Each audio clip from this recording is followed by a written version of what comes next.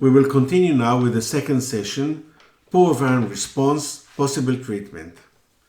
The first speaker is Arit Sen from the United States, who is working at the Michigan State University at the Program of the Reproductive and Developmental Science. His presentation is Androgen Action in the Ovary. The second presentation will be given by Norbert Gleicher from New York. Norbert is the founder and medical director of the Center of Human Reproduction. He will present the topic Clinical Aspects of DHEA Supplementation. The third presentation will be given by John Jovich, who will join us from Australia. John is the Pivot Medical Director, Clinical Professor at the School of Biomedical Science in the Faculty of Health Science at Cortin University. He will present the topic Supplementation with Growth Hormone. The fourth presentation will be given by Filippo Ubaldi from Italy. Filippo is the medical doctor at the Guinea Centers for Reproductive Medicine in Italy. He will present the topic Do STEAM in Poor Prognosis Patients. The fifth and the last presentation in this session will be given by Ariel Weissman from Israel. Ariel, working at the IVF unit in the Department of Obstetrics and Gynecology, Wolfson Medical Center, Tel Aviv, University, Sackler Faculty of Medicine. He will present the topic, When should we give up and stop treatment? Following this session, we will stop the presentation for a break, eat, drink, and visit the exhibition. Thank you.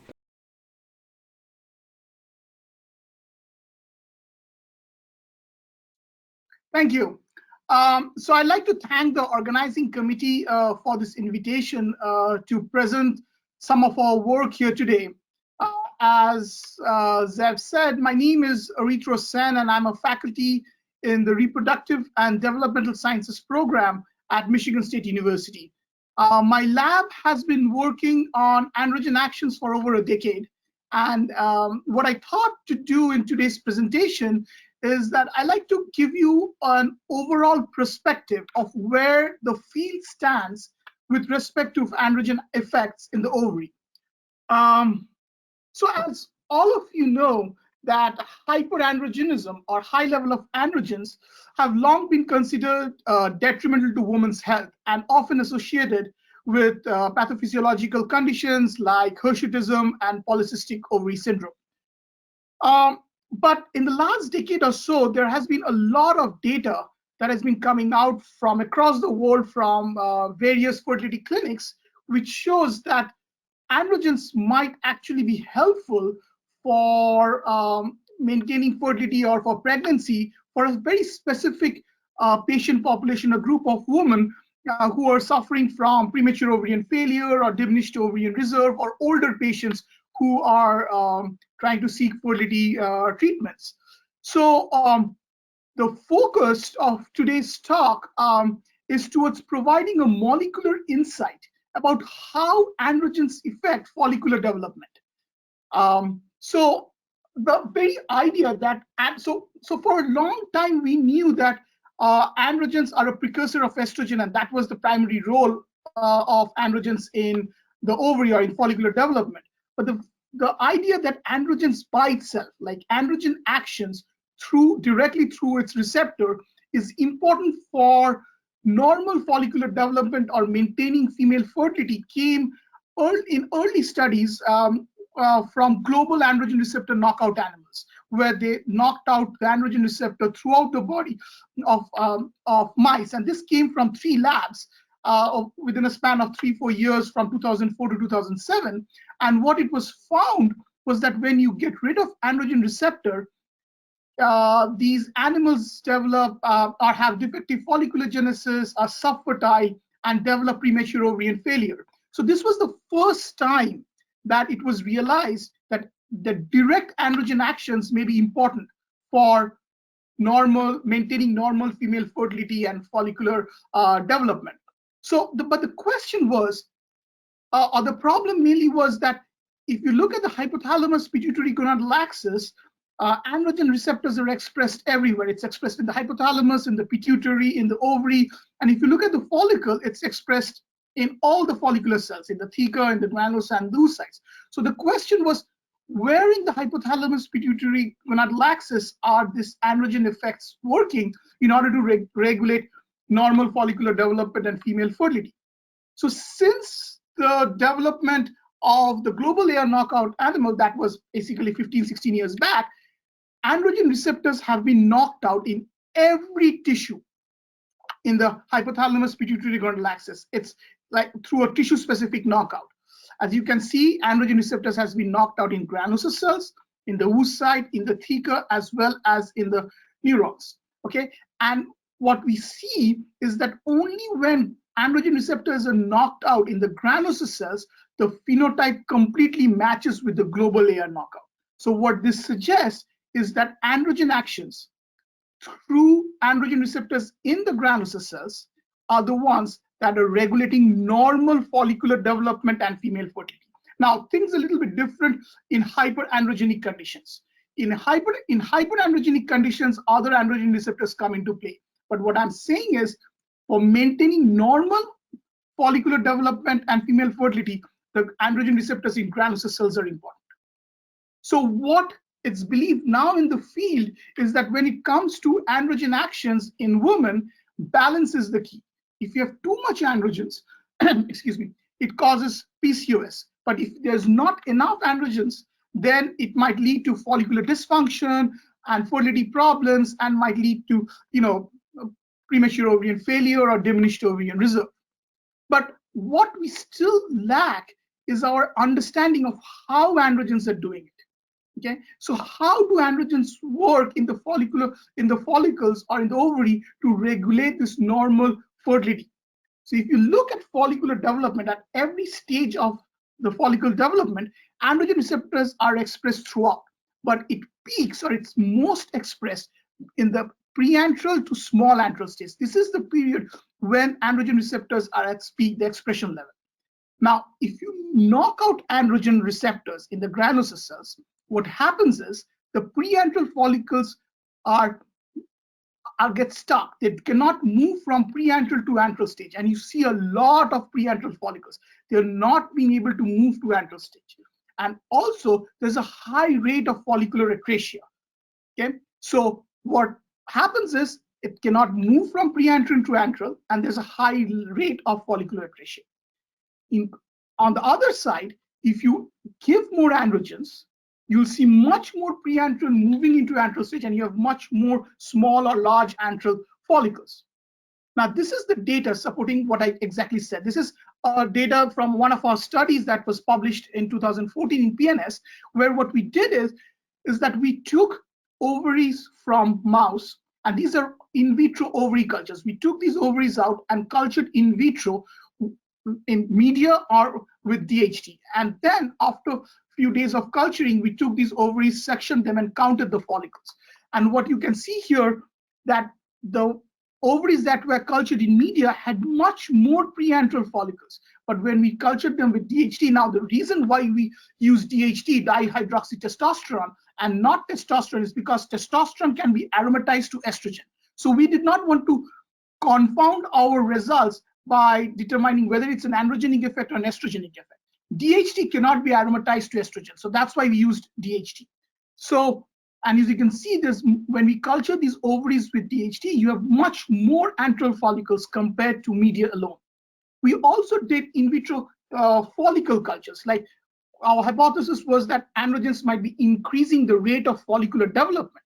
So what we did is we took follicles out of animals. These are preantral follicles. We isolated them and cultured them in vitro for 4 days in presence of FSH and with different concentrations of DHT. We measured the diameter of the follicles before the culture and at the end of the culture. And the difference of it is basically measured as the increase in follicle development. And as you can see, DHT in a concentration dependent manner significantly increased the rate of follicular development. Finally, we did a proof of concept experiment. We did very similar thing that there's a lot of fertility clinics are doing. What we did, we treated these animals, these mice, with DHT for 3 days, and then performed a superovulation studies, and then collected the oocytes and counted them. And we used 3 concentrations of Yeah, we used three concentrations of DHT: 0, 0.25, and 25 mg. So we injected these animals with DHT for 3 days with these three concentrations and did superovulation. And as you can see, 0.25 mg of DHT significantly increased the number of oocytes that were collected compared to no DHT treatment. And we used two age groups, 8 to 12 weeks and 24 to 28. And in both these age groups, there was a significant increase. Now, for the higher concentration, there was a trend that goes down. So this tells you again, balance is the key. Too much is bad. Too little is also bad. So you just need enough. Now, the question is, what is enough? Okay, and I'm going to talk about that later on more, but that's the main thing. What is the right concentration of androgens? And we don't know that. It may vary from person to person. And that's still a debate, and the jury is still out there. Now, coming back, so the question is, we are seeing that androgens regulate follicular growth by moving preantral to antral stage and prevent follicular atresia. So how do androgens do that? How do androgens promote follicle growth and prevent follicular atresia? Now, as all of you know, androgens are steroids, right? So like all steroids, androgens goes and binds to its receptor that goes in the DNA and binds to a specific sequence in the DNA. This is more like a barcode. This barcode is very specific. This sequence that where androgen receptor binds is called androgen receptor binding elements. And this is like a barcode, and it's very specific where androgen receptor binds and causes gene expression. Now, this is the classical way of how androgen works. It's called the genomic effects. But in the last 20 years, it has also been recognized that there are some androgen receptors that are associated with the membrane, and androgen binding to these receptors can induce kinases like proteins. And this is called membrane-initiated signaling. Now, once these kinases or these proteins are activated, it can have two different effects. One is that these kinases then can go and cause gene expression by activating other transcription factors, or it can have non-genomic effects, that is transcription independent, gene expression independent effects, like activating other proteins by regulating enzymatic actions of certain enzymes, but doesn't involve gene expression. So this is basically the basic mechanism of how androgens work. Now, we started looking into, once we found that granular cell specific androgen receptors are very important for follicular development, we started looking into more about how androgens are working in the follicle. And what we found is that androgens, through this membrane initiated and this genomic signaling that I showed you, causes the expression of an microRNA called microRNA 125B. Now, what this microRNA is that it decreases pro-apoptotic proteins. It targets and decreases pro-apoptotic proteins and thereby lowers follicular atresia. So this is the mechanism we think is through which androgens prevent follicular atresia. In addition to that, we have found that androgen treatment increases FSH receptor levels, and we think this is the way it's promoting the preantral to antral follicle growth. Okay, but here's the thing. As I said, androgen receptors act as transcription factors and causes gene expression. That is the basic mechanism of androgens in the ovary and beyond through any tissue. But the problem, the major problem that we are facing, people who are working in this field, is that we haven't found a lot of genes that are androgen receptor induced. What I mean by that is that we can see a lot of genes being expressed when we treat the cells with androgens. But when we look at the genes, they lack this barcode that we talked about, this ARE binding sites. So these are not androgen induced, directly androgen induced genes. So we thought that instead of regulating genes containing AREs, androgens may have more global effect on ovarian gene expression. It might not be a direct, but an indirect global effect.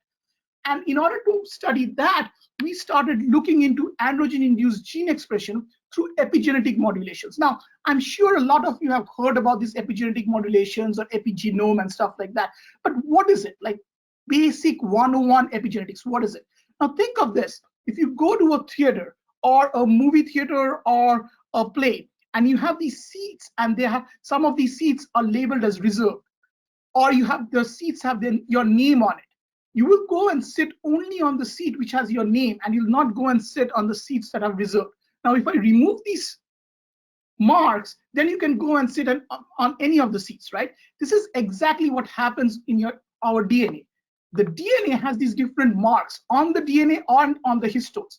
And these marks are in form of phosphorylation, acetylation, methylation. So these are the marks that tells various transcription factors, co-repressors, where to go and sit. And based on that, a gene is expressed or inhibited. So if you look at our the nucleus or the DNA at any given time, it looks like a construction site. You have the histones, you have the DNAs, and you have these workers which are putting on marks that I'm talking about or removing these marks, okay, based on which a transcription factor co-repressor can come and bind, causing a gene to be expressed or repressed. Now, if you look at these workers that I'm talking about, these are nothing but enzymes. And these enzymes are called epigenetic modulating enzymes. And these enzymes can be divided into three parts. One is the writer. So these enzymes, exactly the name suggests, it puts the mark on, it writes the mark. A group of enzymes are called erasers. They remove the mark. And then there are readers which read these marks or these signs that are put on your histone or the DNA and decides whether to induce or express or repress a gene. So what we have found is that there is one of these enzymes called EZH2. It is basically a writer. Okay, what it does is that it causes trimethylation of lysine 27 on histone 3 of the DNA. And what it is this mark is a gene repressive mark. If the mark is there, then transcription factor cannot come and bind. Okay, it's preventing it. It's like the reserve sign on the movie theater that I was talking about. Okay, if this sign is there, then the transcriptions cannot come and bind. So what we have found is that androgens inhibit the enzymatic activity and the expression of EZH2, which is an histone methylase. Okay, it causes methylation of lysine 27 on histone 3. So it inhibits the expression and activity of it. Now, it does that, but the mark is still there. It needs to be removed before the transcription factor comes and binds. So what we have also found is that in addition to EZH2, androgen induces the expression of a group of histone demethylases. This is an eraser, which are called Jumonjis, and one of them is called JMJD3 or KDM6B, which is very specific for this mark that I was talking about. So in summary, what we have found is that androgens, in one hand, inhibits EZH2, which is a writer that causes this mark that is a gene negative mark, and on the other hand, induces the level of this demethylase called JMJD3, which is an eraser that removes the mark and causes gene expression. Now, as you can see, this is a very, very basic mechanism, and a lot of genes in the ovaries can be regulated by this mechanism. Okay, and we are working in right now to figure out all the genes that might be regulated through this mechanism. But in order to understand this mechanism, we found one gene as an endpoint, a molecular marker, and that is called RUNX1. Now, what is RUNX1? RUNX1 is a transcription factor that is induced just after the LH surge, and it is very important for ovulation. If you knock out RUNX1, then there is no ovulation. So it is very important for ovulation. It is induced after the LH surge, and the LH-induced transcription factors causes the expression of RUNX1. So what we have found is this: you have follicular development, and the androgen receptors are expressed throughout, but it's very highly expressed between preantral and antral follicle. Now, during this stage, androgens inhibit EZH2 and it increases the level of JMJD3. This is a writer that causes a mark, which is a gene repressive mark, and this is an eraser that removes this mark. So in one hand, it's inhibiting the enzyme that is causing this mark. In the other hand, it increasing the enzyme that removes this mark, as a result of which the promoter region of RUNX1 is primed. It doesn't have this gene repressive mark. Then, just after LH surge, the transcription factors that are induced by LH comes and binds to the promoter region of RUNX1 that causes RUNX1 expression. And that's how we think androgens might be also regulating ovulation. Now, this is only one gene. I'm talking about. There are multiple genes, and we are doing ChIP-seq and RNA-seq studies and correlating this to figure out how androgens might be inducing other genes that regulate various aspects of follicular development. And with that, I'd like to thank the people in our lab, our collaborators, the funding agency without which nothing could have been possible, and thank you.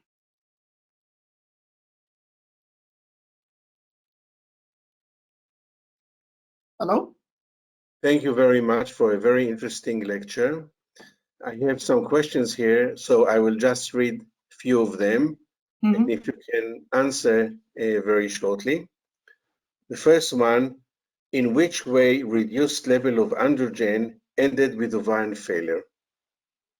So what we think is, since, as I said, like I showed all these molecular insights, like how androgens are very, very important for, transferring preantral to antral follicle by preventing follicular atresia, and it also indirectly helps in ovulation. So what we think is there is a certain threshold of androgen that is needed. It's a very small amount. It's a very, it's a very tightly regulated amount. But this amount is very important for normal follicular development. So if you reduce, the androgen level gets reduced under this threshold, then you have all these problems. The follicles might not be developing from preantral to antral, and that's why you have less follicles ovulating and more follicles dying. Now, it's, as I said, it's a balance is the key. If you have very less, then you have these problems. But if you have much more androgens, like in PCOS and all, then you have exactly the reverse thing that I showed you over here. You have much more follicles going in. I'll just go in here. So you have much more follicles. So this is what's happening if you have less follicles. But if you have much more androgens, then it will move more antral follicles to the antral stage. Okay. Now you have to realize that in hyperandrogenic conditions, it also affects the brain, and there's and there's no ovulation. So all these follicles that you're seeing that's being pushed from preantral to antral stage get stuck, and that's how you're getting the cyst. So it's a very delicate balance of androgen effect. Thank you. Next one is, how should we monitor serum level of androgen to optimize follicular development? Yeah, that is very, very, that's the $1 million question, because I'm saying there's a threshold, but we don't know what the threshold is yet. And it might be very patient specific.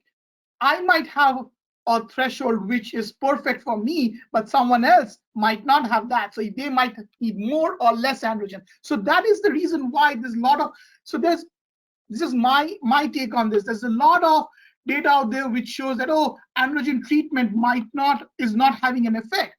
It might not be having an effect because it might not be reaching a threshold, right? Or if you're giving androgens and there a little bit of androgen that is working in other patients, but for some patients it's having hirsutism and polycystic ovary syndrome like thing. So that might be that for that patient the threshold is much more lower. But that is the $1 million question. It's very important. How do we know that? Let's move to the last one because we are very short in time. Mm-hmm. From the clinical point of view, looking at ovulation induction, what should be the androgen serum level, and do you think we should monitor it in each new patient before we start treatment? Yes. What the threshold is, as I said in my previous answer, we don't know. It varies from patient to patient. But because it varies from patient to patient, we need to measure that. That's what we think. Because if we do measure from every new patient, we would create a database, and then it might help us to understand what might be this level might be. But right now, we don't have enough data to understand what the serum level or what the optimum serum level might be. Thank you very much for being with us today. It was exciting. And we'll go forward to the next lecture with Norbert. So thank you again, Sarito. Thank you.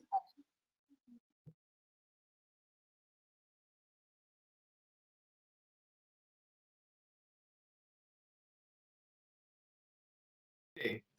It is my pleasure to talk to you today about clinical aspects of DHEA supplementation in infertile women. Conflict statement, I have a number of pending patents and already awarded patents in various areas of infertility, including androgen supplementation in infertile women, either with DHEA or other androgens. Please consider that during my presentation. I'm also receiving licensing payments for some of these patents. So androgen supplementation has remained a controversial issue in reproductive medicine, primarily because no adequately designed prospectively randomized studies have been performed. And there's a reason for it, and I can speak from personal experience. We have obtained funding and have tried to do 2 prospectively randomized studies using DHEA supplementation in selected infertile women, but we could simply not recruit because obviously androgen supplementation usually applies to women with poor ovarian reserve, and they are very hesitant to be randomized to placebo for 6 months because it would mean time loss in conceiving, and one cannot blame them for not wanting to be randomized.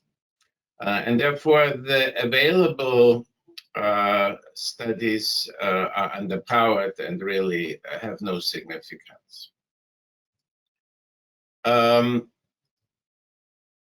No authoritative body has, for this reason, endorsed androgen supplementation, even though there are estimates that at least half, if not more, of all IVF centers utilize androgens supplementation in one or the other forms in at least selected patients. As I will discuss, not always in the correct way, but in our own practice, we basically never saw patients coming to us who were already on DHEA only 10 years ago. And now I would say that the large majority of patients who come to our center are already on some androgen supplementation. The difference has gone from less than 5% to over 60%. So a significant increase in utilization of DHEA worldwide, really, since our center does serve a worldwide patient population. And this despite that none of the national or international organizations so far has endorsed its use. As already noted, what we also are observing, however, is that patients who come on DHEA supplementation are really incorrectly supplemented, either by dosage or by timing or by both. And we will be talking more about that. Now, in absence of prospectively randomized studies, this, of course, does not mean that there is no evidence for androgen supplementation in the literature. Very much to the contrary.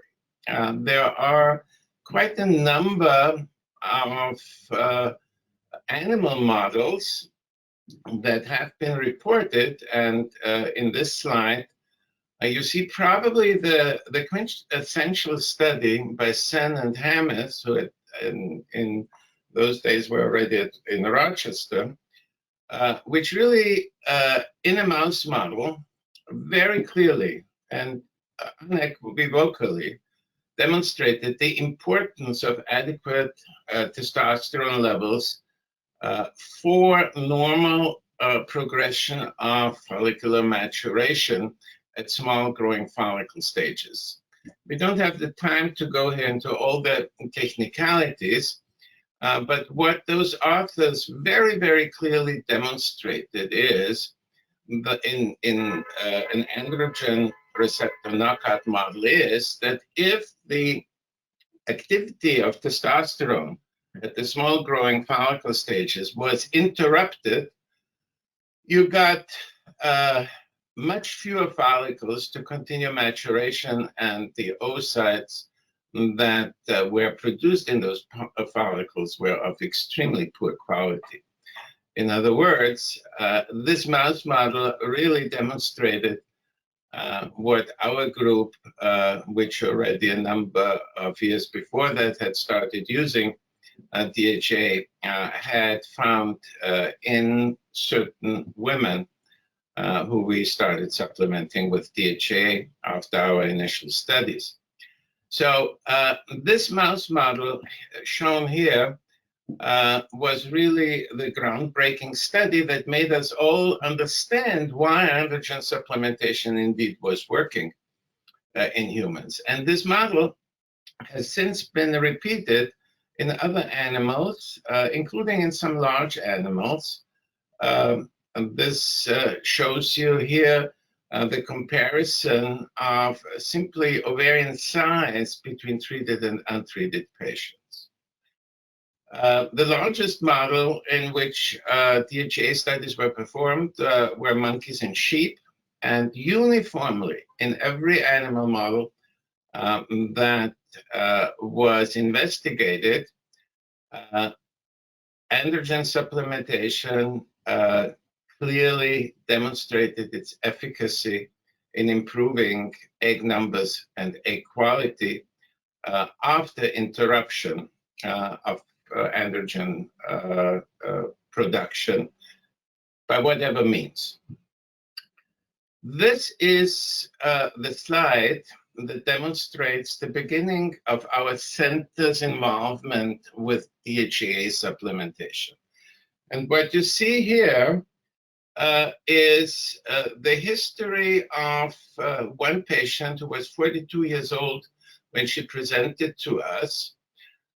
And as bizarrely as this may sound, wanted to freeze her eggs because she was single, and that's what she felt she needed to do. Against our advice, she insisted on having a cycle, and she produced one egg. And after producing only one egg, and which was fertilized with donor semen, and producing one embryo and freezing that embryo, we obviously wanted to stop the process of further treatments, but she insisted on to continue, and we agreed to one more cycle. And as you can see here, in her second cycle, she already produced 3 eggs and 3 beautiful embryos, and over a total of 9 cycles, you can see here how her egg production and her embryo production constantly increased. Indeed, starting after her 6th cycle, we had to step down her stimulation dosages because we were concerned of overstimulating her.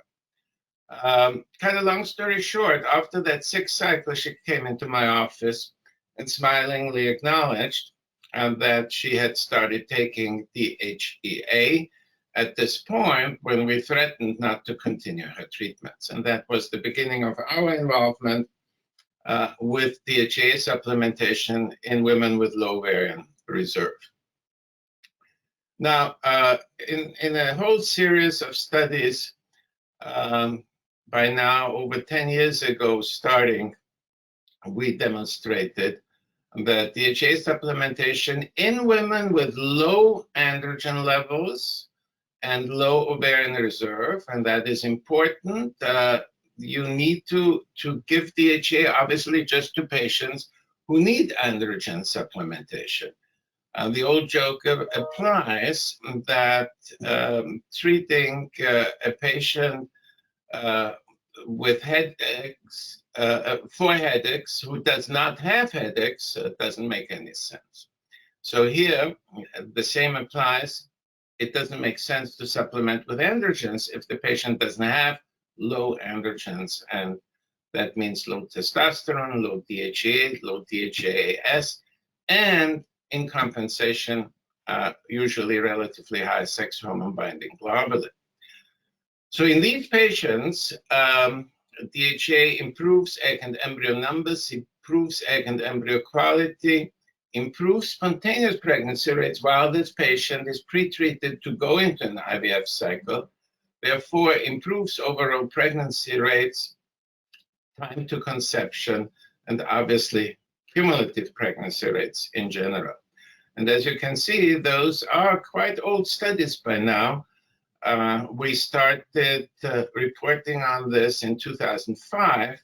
And by that point, there was really only one paper in the literature by Casson et al., who in those days were in Houston. And they were really the first ones to suggest that supplementation with DHEA may increase egg numbers. And it was that paper that our patient had read, and which made her start self-supplementing with DHEA without telling us, because in the US, you can buy DHEA over the counter. This is what happens to AMH levels under DHEA supplementation up to 4 months. And as you can see, the positive effect is obviously greater in women who are younger, under 38, and in women who are older, over 38. And you also see, interestingly, a very significant effect on miscarriage rates, which is obviously a representation of embryo quality. And that effect starts at age 35. And this is a paper we published in 2009 in collaboration with Dr. Ed Ryan from Toronto. In other words, his center's data and ours here were combined. And when we looked for a potential reason, what we found is that the number of unemployed embryos declined after DHEA supplementation. Again, an indication, obviously, of embryo quality. This is a personal communication from Aritro Sen, who, as I showed you, was the lead author in the initial mouse study that elucidated how androgens beneficially affect follicle maturation. And what you see in this slide, is that stimulation with FSH creates a certain amount of follicles, but if you're in older mice, add to that DHEA, the number of follicles significantly increases. And if you then block androgen action with flutamide, the number again declines. So here an interesting collaboration that has lasted for a number of years, because what we found in clinical medicine, we were now able to replicate in the mouse. The opposite of how research very frequently is conducted, where you find something in an animal model and then take it over into the human experience. So animal work is obviously the alternative, or one important alternative in developing evidence if you cannot do prospectively randomized studies. And this is the study in the sheep that I briefly mentioned earlier, which basically completely reproduced all the clinical effects we had previously reported in humans. Lower level of evidence is still evidence. And what you see here is a study that we produced in 2013. And I want you just to concentrate here on this graph. And what you see here is patients with diminished ovarian reserve and patients with so-called premature ovarian aging, meaning younger patients and older patients who have low ovarian reserve.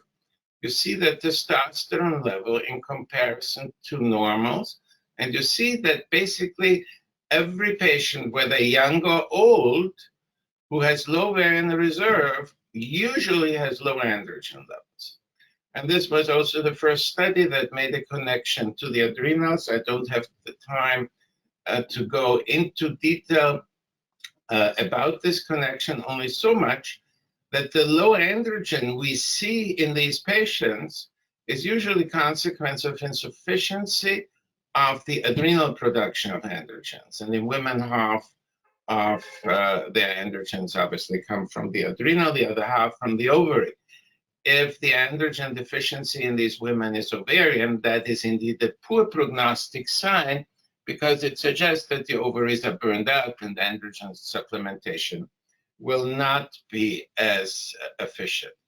And this slide shows you what happens to patients who present initially untreated, then go on at least 6 to 8 weeks of DHEA supplementation, and just before cycles start, are retested. And the patients who ended up conceiving are the white circles. Those that did not conceive are the black circles. And what you see is that actually the patients who ended up conceiving had lower testosterone levels at presentation, higher testosterone levels at cycle start than those that didn't conceive. In other words, where we achieved the largest delta, the largest increase in testosterone levels, those were the patients who conceived, and that applied both for total testosterone and free testosterone, more pronounced for total testosterone. So ovaries need good androgen levels in order to make good quality and quantities of eggs. Older women and women with low ovarian reserve usually are hypoandrogenic and will benefit from androgen supplementation. And here's a very important point, because what I am showing you here is the whole length of follicle maturation. And as you can see, the process from recruitment involves at least 3 cycles. And why is that important? It is important because the effects of androgens happen at the small growing follicles here. And that means that these follicles, if you treat them now, they still need 6 to 8 weeks to reach gonadotropin dependency, meaning becoming available in an IVF cycle. And therefore, if you supplement only during your IVF cycle, you will treat the next generations of follicles, but you will not treat the follicles in the cycle that you are pursuing. And that is one major error that we see in DHEA supplementation all the time. Patients get DHEA only during their cycles, while they really need to be pre-treated for at least 6 to 8 weeks. 6 to 8 weeks of before IVF cycles start, we prefer DHEA rather than testosterone directly, because testosterone can very quickly get into toxic levels. If you give DHEA, which is the substrate from which our bodies make testosterone, every organ will take only as much as it needs, and therefore the risk of over-treating is minimal. How do we determine that a patient needs supplementation? We look at her baseline androgens, that is DHEA, DHEAS, total testosterone, free testosterone, and we look at sex hormone binding globulin, because that goes up as androgens are dropping. If we find that androgens are abnormally low, we supplement with 25 milligrams 3 times a day. And as I said, we do it for at least 6 to 8 weeks, and we retest levels after 4 to 6 weeks when we want these levels to have increased and the sex hormone binding globulin to have decreased. Once the patient is in range, we start the IVF cycle. Now, giving DHEA is not the only thing that is important in these patients. It is also important not to do anything in your IVF stimulation that counteracts the benefits you have just achieved with androgen supplementation. And that means no suppressive treatments, no long agonists, no antagonists, no birth control pill. All of these suppress ovaries. If you give any of those, you will negate all the positive effects of your DHEA supplementation. This is a paper that recently appeared in 2018 in which we present our argument that older women are frequently too early sent into egg donation when they still have decent chances with the kind of treatment that I have outlined for you here. I hope that this very quick review of the DHEA supplementation that we have developed over the last 15 years will help you in your practice. If you have any further questions, you can always reach out to us here at the Center for Human Reproduction in New York City. We will be happy to answer your questions. Thank you very much. Okay, Norbert, thank you very much for your very exciting and stimulating talk. There are a few questions that I would like to address, and I want to have your comments very briefly. The first one, are there any other roles of DHEA in women's health?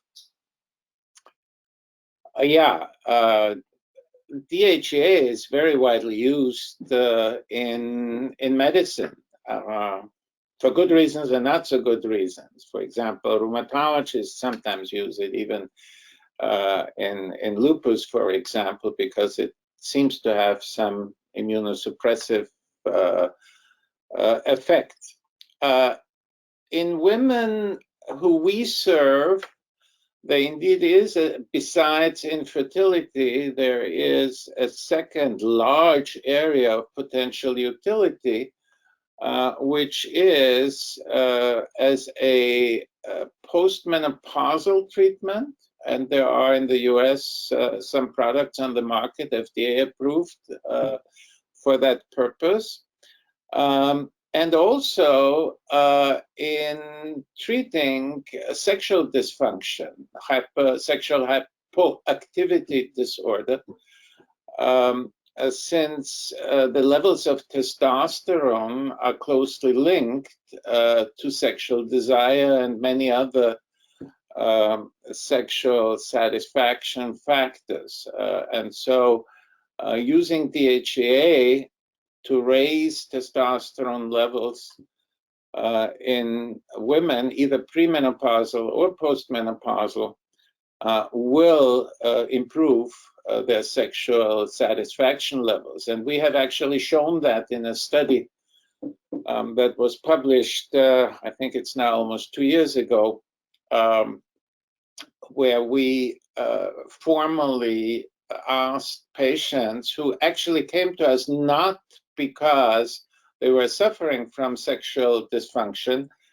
They came to us for fertility purposes, but we asked them to fill out the very detailed and standard questionnaire that researchers in sexual dysfunction have been using for years. And we asked them to fill it out before we started them on DHEA for fertility purposes, and then again 6 weeks later. And to our real astonishment, the improvement in sexual dysfunction was very remarkable. So that is certainly a side effect, and it didn't come as a huge surprise to us because it is really the most important side effect that patients note when they take DHEA is actually the positive side effect that so many women tell us that they feel more energetic and have better libido. And it is not a joke. Some of our patients, after they're pregnant, we have a hard time for that reason to convince them to stop taking DHEA. And the only way we get them to stop is that we tell them that the placenta is a DHEA factory, and in pregnancy they will not need it. So yes, there are obvious other effects of DHEA. Thank you. Do you titrate the dose of DHEA given to women, and how do you decide on a daily dose? So that is a very good question, because there really are no dosaging studies in the literature. So I cannot sit here and tell you we have tested different dosages. We took the dosaging studies from the literature because they are reflective of daily DHEA production by ovaries and adrenals.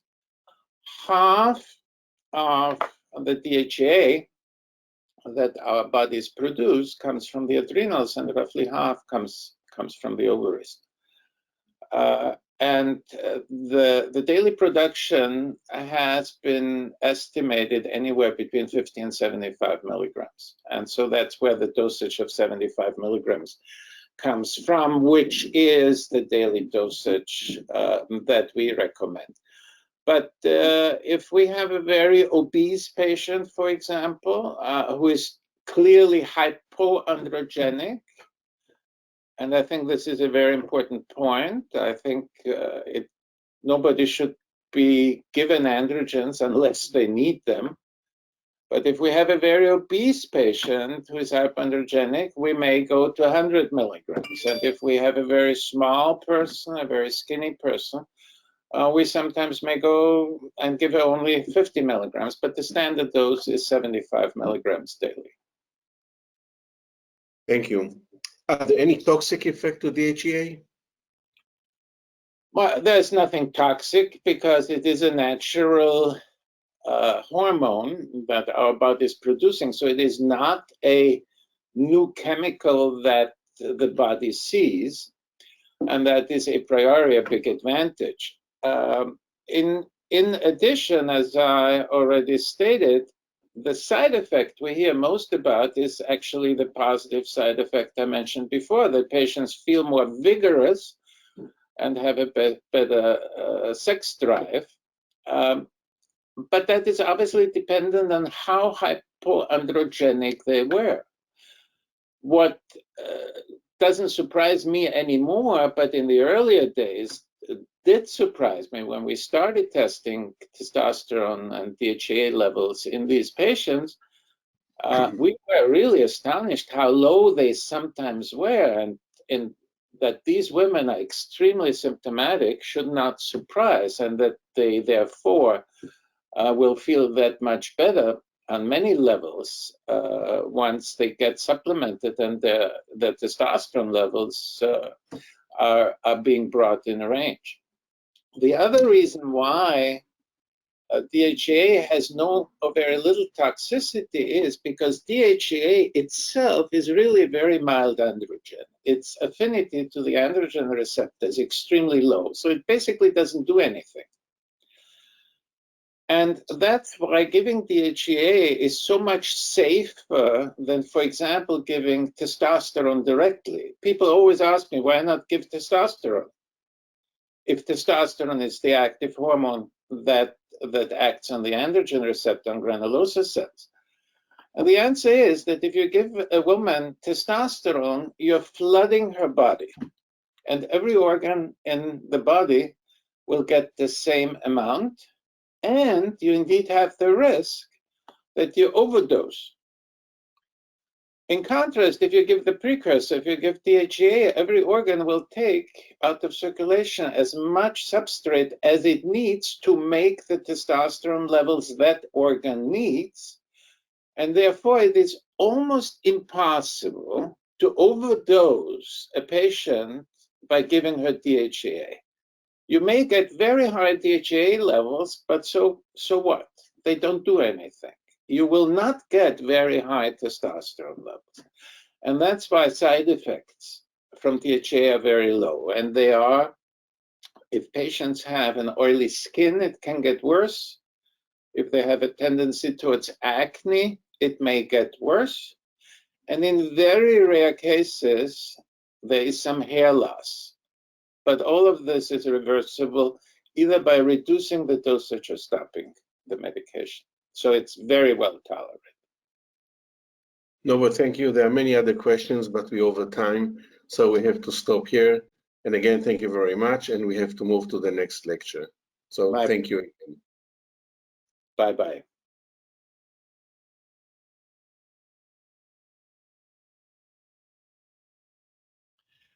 I thank the organisers for this opportunity to present a condensed version of our growth hormone experience at Pivot, covering almost 15 years. This slide summarises current knowledge about growth hormone secretion in the human. In men, the interest is mainly in the sports arena, explaining why age 30 years is considered a use-by date for performance. In women, the pattern of growth hormone secretion differs and continues until estradiol levels fall with impending menopause. Furthermore, there are distinctly changing patterns during the phases of the ovulatory cycle, pregnancy, and lactation. In considering growth hormone as an adjuvant in assisted reproduction, it is one of more than 51 current adjuvants vying for contention. It occupies 2 spots on this table concerning oocyte quality and implantation enhancement. However, none of these have reached universal acceptance from the highest EBM standards. This slide shows growth hormone action and pharmacology at a simplistic level. Up to 50% of anterior pituitary function relates to growth hormone secretion. However, spot testing blood during the daytime usually shows low, even 0 levels. Hence, IGF-1 studies are applied as daytime variation is minimised and the ratio with its binding protein is considered most stable.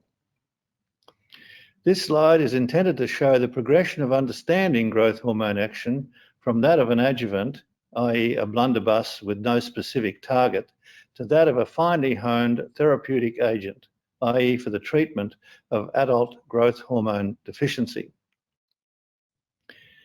For those requiring detail about the influences over growth hormone secretion, this slide reminds us that the hypothalamus secretes a growth hormone releasing hormone, but there is also a growth hormone inhibitory hormone called somatostatin.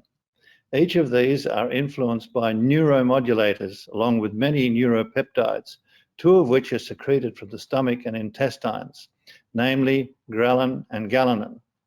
All this combined means growth hormone is influenced by our daily lifestyle patterns, including sleep, meals, stresses, and exercise. The application of growth hormone for improving ovarian function began with these chaps, led by my mentor, Howard Jacobs. I remain in contact with each, although they have each ceased researching the role of growth hormone. Of particular interest nowadays is Howard Jacobs' first growth hormone publication of 1969. He showed that patients who recovered rapidly and well from major medical and surgical emergencies had higher levels of steroids and IGF-1 in their circulation than those with protracted recoveries or who succumbed.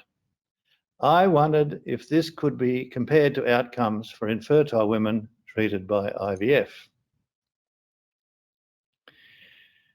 Examining growth hormone at the biomolecular level indicates that both growth hormone and IGF-1 work synergistically with gonadotrophins, and this is mediated via specific receptors for each, growth hormone and IGF-1, as well as upregulation of gonadotrophin receptors. The intracellular signaling is via 2 pathways, JAK-STAT and PI3-AKT, which promotes follicle selection. These pathways have become better known recently following the work of by Kuwamura and Sue on in vitro activation for premature ovarian insufficiency and poor ovarian responders. This slide depicts the most recent systematic review and meta-analysis for adjuvants and applies network plots, reducing the number of acceptable studies from over 1,000 to 19, only 4 of which are growth hormone studies. I'm skeptical, but I'll show you more. For those preferring a meta-analysis depiction, this shows the current place for growth hormone, being somewhat reduced from previous Cochrane studies. For example, Duffy in 2010, examining live births from 8 favoured studies, showed odds ratio of 3.28, with all above 1. So that was the trustworthy study of the time. Before proceeding, we need to consider current terminologies concerning the populations under consideration for adjuvants. Pivot offered its definition of poor prognosis in 2010, just prior to the Escherichia consensus of poor ovarian responder, POR, which actually lacks any consideration of embryo quality. The more recently proposed Poseidon considers subdivisions to include women under 40 years, although these were embraced in the aforementioned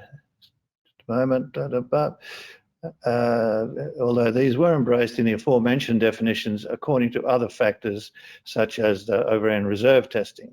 Nonetheless, there are now 2 large studies from China applying Poseidon criteria, one showing benefit for growth hormone in category 4. There have been 42 growth hormone studies reported since 2000 to 2018 when I prepared this, and there's been another 4 since. The blue frames depict pivot retrospective studies which showed significant benefits from the 2 involving fresh embryo transfers, as well as the 3rd showing benefits in frozen embryo transfer cycles, reflecting improved potential for GH-generated embryos to successfully implant. 4 reports of hypopituitarism involving about 12 women showed that growth hormone therapy, 1 IU daily, was rapidly successful for all cases. Underlined in pink is one of the 4 studies accepted in Zhang's meta-analysis, which I wish to critically evaluate, as this Cairo group showed improved oocyte and embryo utilization, but this was not reflected in increased pregnancies or live births. So why do 50% of the growth hormone studies fail to show increased live births, despite the vast majority showing increased oocyte and embryo utilization rates? The answer is that good quality embryos are being wasted in fresh IVF cycles with inadequate stimulation, inadequate trigger, and inadequate luteal phase management, including the early weeks of pregnancy in these poor prognosis scenarios. Furthermore, the Australian ANZARD data indicates that blastocyst culture with single embryo transfer and commitment to vitrification means a higher productivity rate from an OPU cycle. This depicts the data from the ANZARD. There are 91 clinics presenting data to the independent NPSU in Sydney.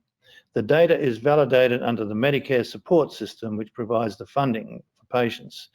It shows that the productivity live birth rate for clinics ranges from a low of 9% to a high of 33%, where about 85% of cycles are blastocyst with single embryo transfer. However, the live birth rate for initiated cycles is nearly doubled for FETs, being 29% compared to 16% for fresh embryo transfer cycles across the almost 50,000 treatment cycles for 2017. Pivot is one of the highest performers in the ANZARD data reports. Here is the FSH dosing algorithm, which we have applied since 2010 and which optimizes outcomes, ensuring 10 plus or minus 2 oocytes and only 1 hospital admission for OHSS per 500 OPUs. The 2 main criteria are age and antral follicle count category, with modifiers from 8 other minor criteria. The D and E categories for AFC signifies low ovarian reserve testing and matches Bologna as the POR group. This slide depicts the main data from our first major report applying the Pivot FSH dosing algorithm, a mean of 10 eggs across AFC groups A to C, and few cases less than 4% exceeding 20 oocytes. Dosages are rarely changed, and 60% of total cases required FSH less than 125 IU daily.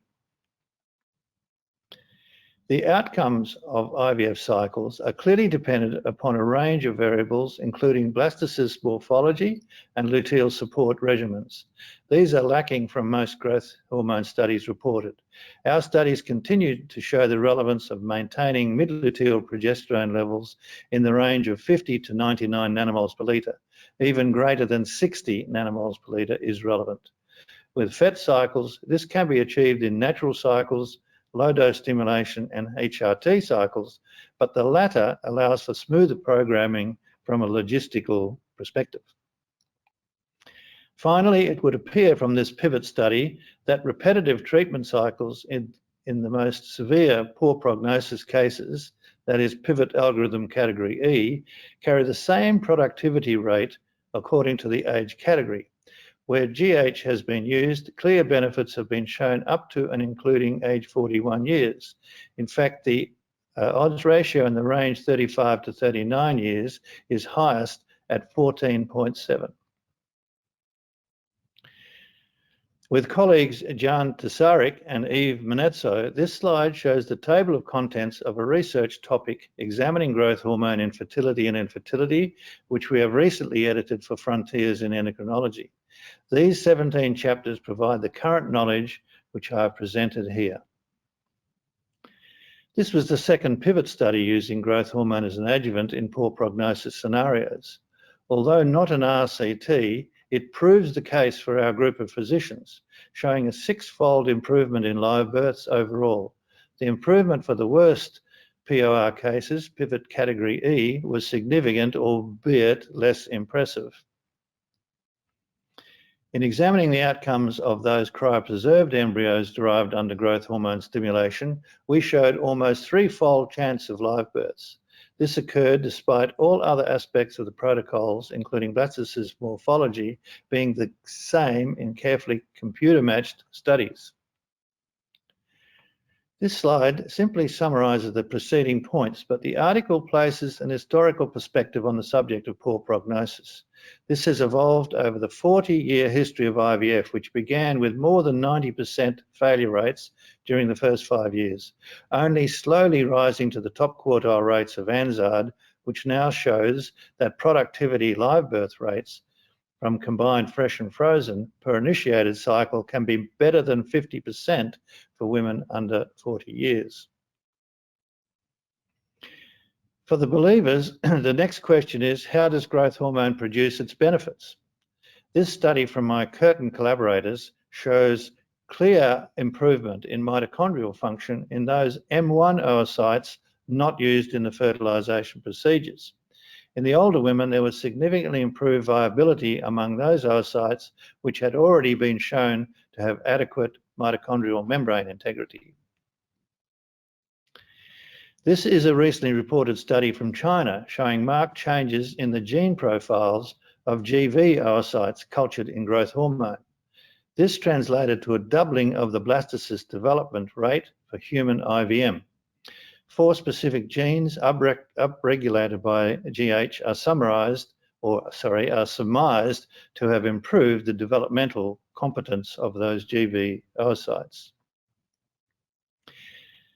This slide depicts clinical studies undertaken at Pivot, not yet published. We encourage all new infertility patients to undertake an assessment cycle prior to consideration of IVF, during which growth hormone and IGF-1 studies are undertaken on day 5 of the cycle. We have shown that IGF-1 is normally distributed among the nearly 500 women, centralizing at 25 nanomoles per litre. In examining subsequent IVF outcomes across all antral follicle count categories, we noted benefits, albeit modest, for pregnancy and live births for those with IGF-1 greater than 25 nanomoles per litre.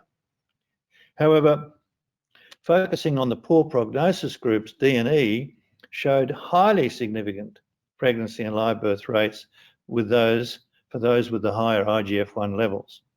With respect to the IGF binding protein ratio, marked benefits were identified among younger women with the lower normal ratio, that is less than 5.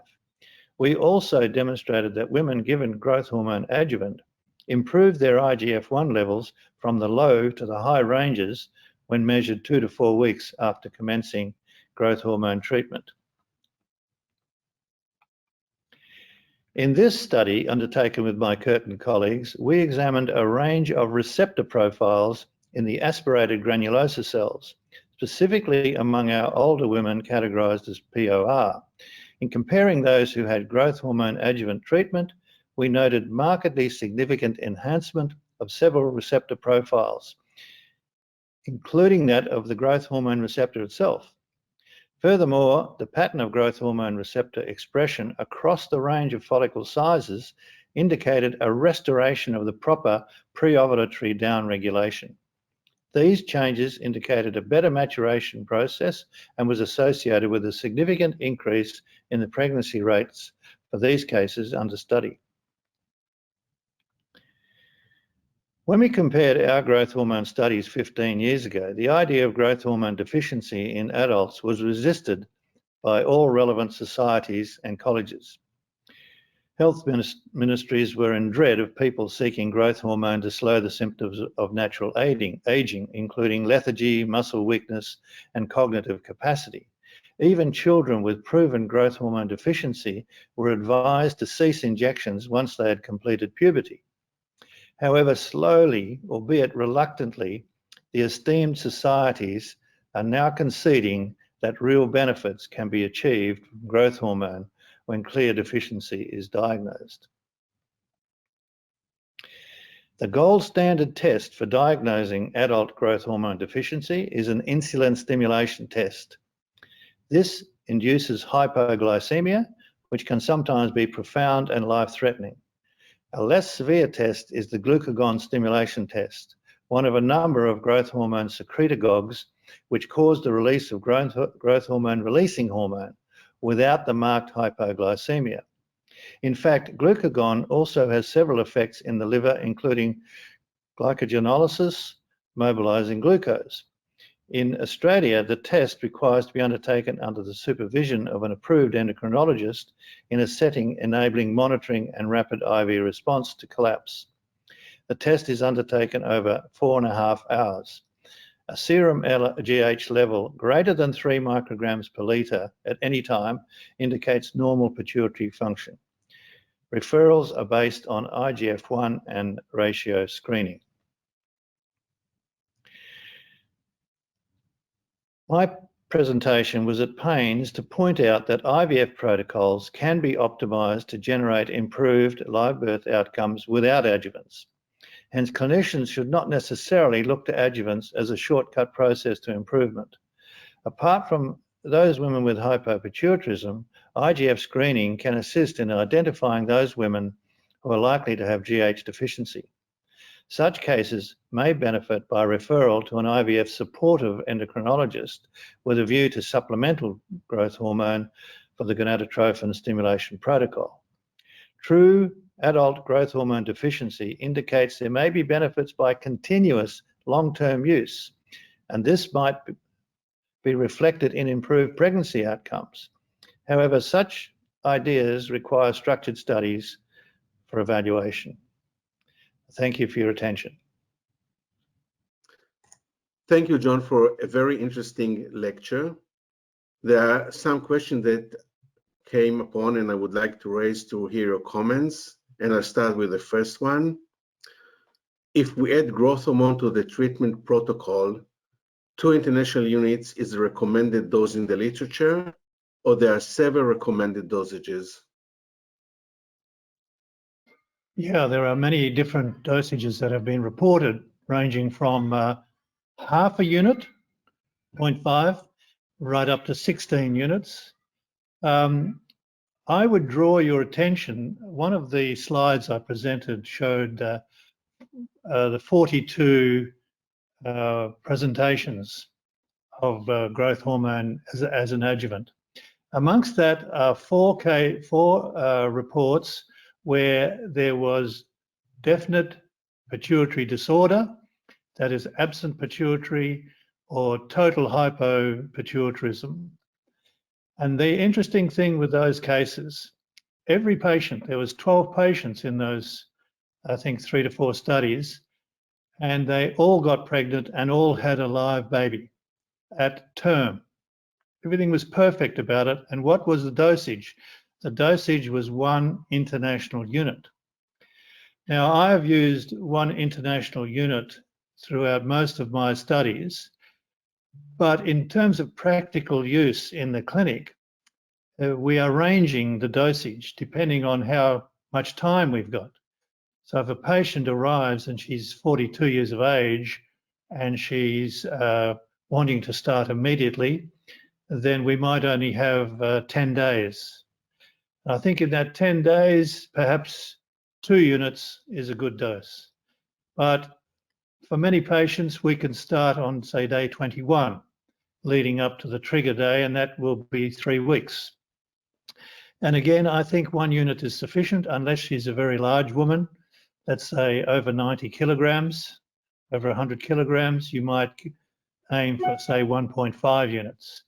If you've got more time, like 6 weeks, then I think 1 unit is sufficient. Thank you. Well, this is actually answering another question, which was after how long of growth hormone treatment infertility treatment should start, and what would be the criteria to start ovulation induction treatment? I took some of my ideas from Norbert Gleicher when he was looking at DHEA. I never found as much use for DHEA as he did, but I accept the idea that he found better results if he used it for 90 days, 3 to 4 months before. Now, my thinking at the moment is 2 things, and I'd like to be able to express that.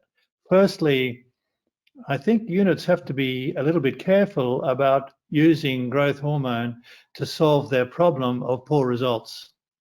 If the poor results are specifically associated with the poor prognosis patient, okay, growth hormone has a place. But you can lift the results even in those patients by focusing on good embryology, which aims to put your best embryos in the freezer as blastocysts. Because the data coming out of ANZARD, which is the Australian data collection all over Australia, shows that the frozen embryo blastocyst has almost double the implantation rate of the fresh embryo. Don't waste your embryos on fresh transfers. Head towards vitrification, blastocysts, a good FET cycle, good frozen embryo transfer cycle. Then you will get the best out of your treatment even before growth hormone. If you're still then facing poor prognosis group, then yes, growth hormone should be started. And I think that the longer you could use it is going to be the best answer. And the reason I say that is what's happening in the world of endocrinology. Firstly, the Endocrine Society based in America has very slowly woken up to the idea that even children with growth hormone deficiency shouldn't necessarily be stopped at puberty.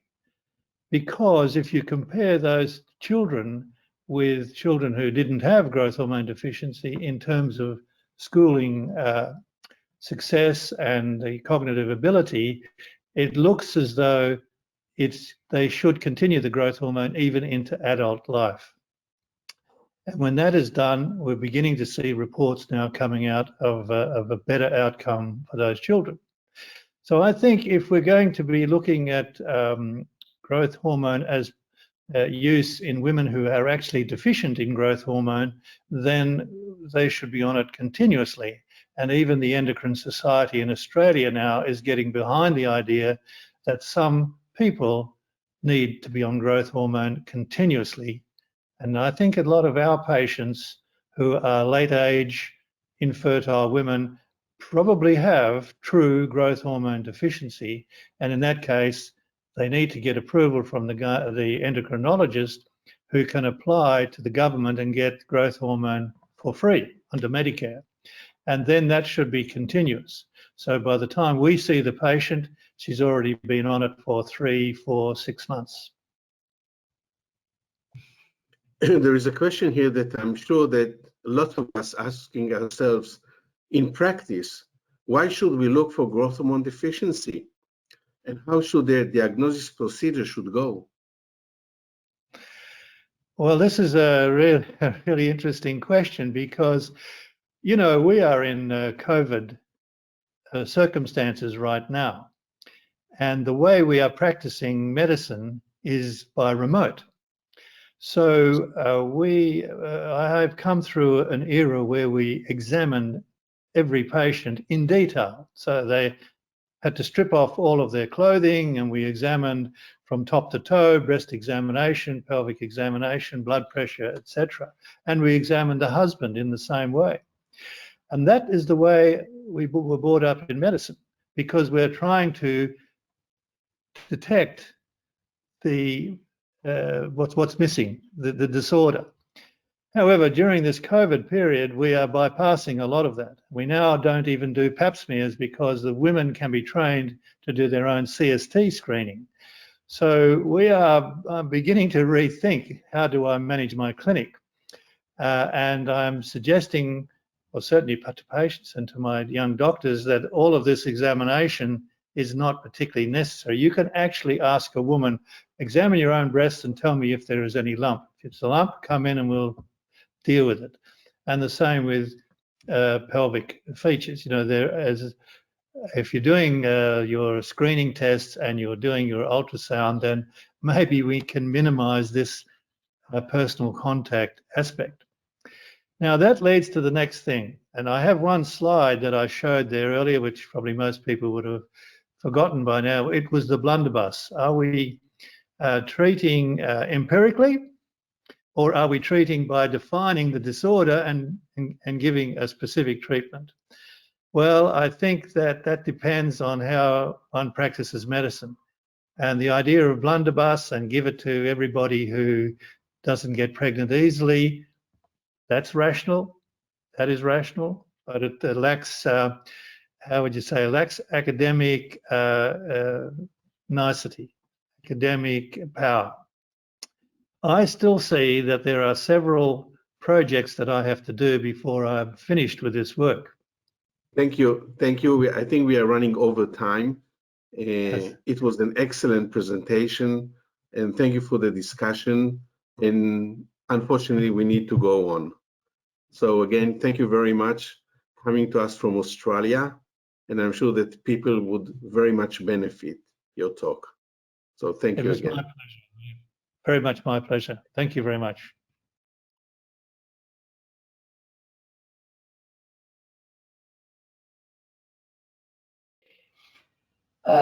First of all, I would like to thank the organizers for this very kind invitation to the first online Congress in Reproductive Medicine. And I was asked to talk about dual STEAM for poor prognosis patients. Since 1975, we learned from the two fathers of reproductive medicine, Bob Edwards and Patrick Steptoe, that control ovarian stimulation should be started with human menopausal gonadotropin on day 2, day 3 of a menstrual cycle, in order to try to recruit all the cohort of follicle that has been recruited in the late luteal phase of the previous cycle. About 25 years ago, Adams described in the cows and other big mammals that the cohort of follicle arrived every about 15 days. And from that moment on, the control ovarian stimulation in the cows and other big mammals is started every 15 minutes. 15 years ago then, Angela Baywolf observed also in women that during an ovarian cycle, there's not only one follicle wave, but there are 2 follicle waves, and in about 30% of patients, there are even 3 follicle waves. But there are not only one theory on folliculogenesis in ovarian cycle, there are at least a couple of theories.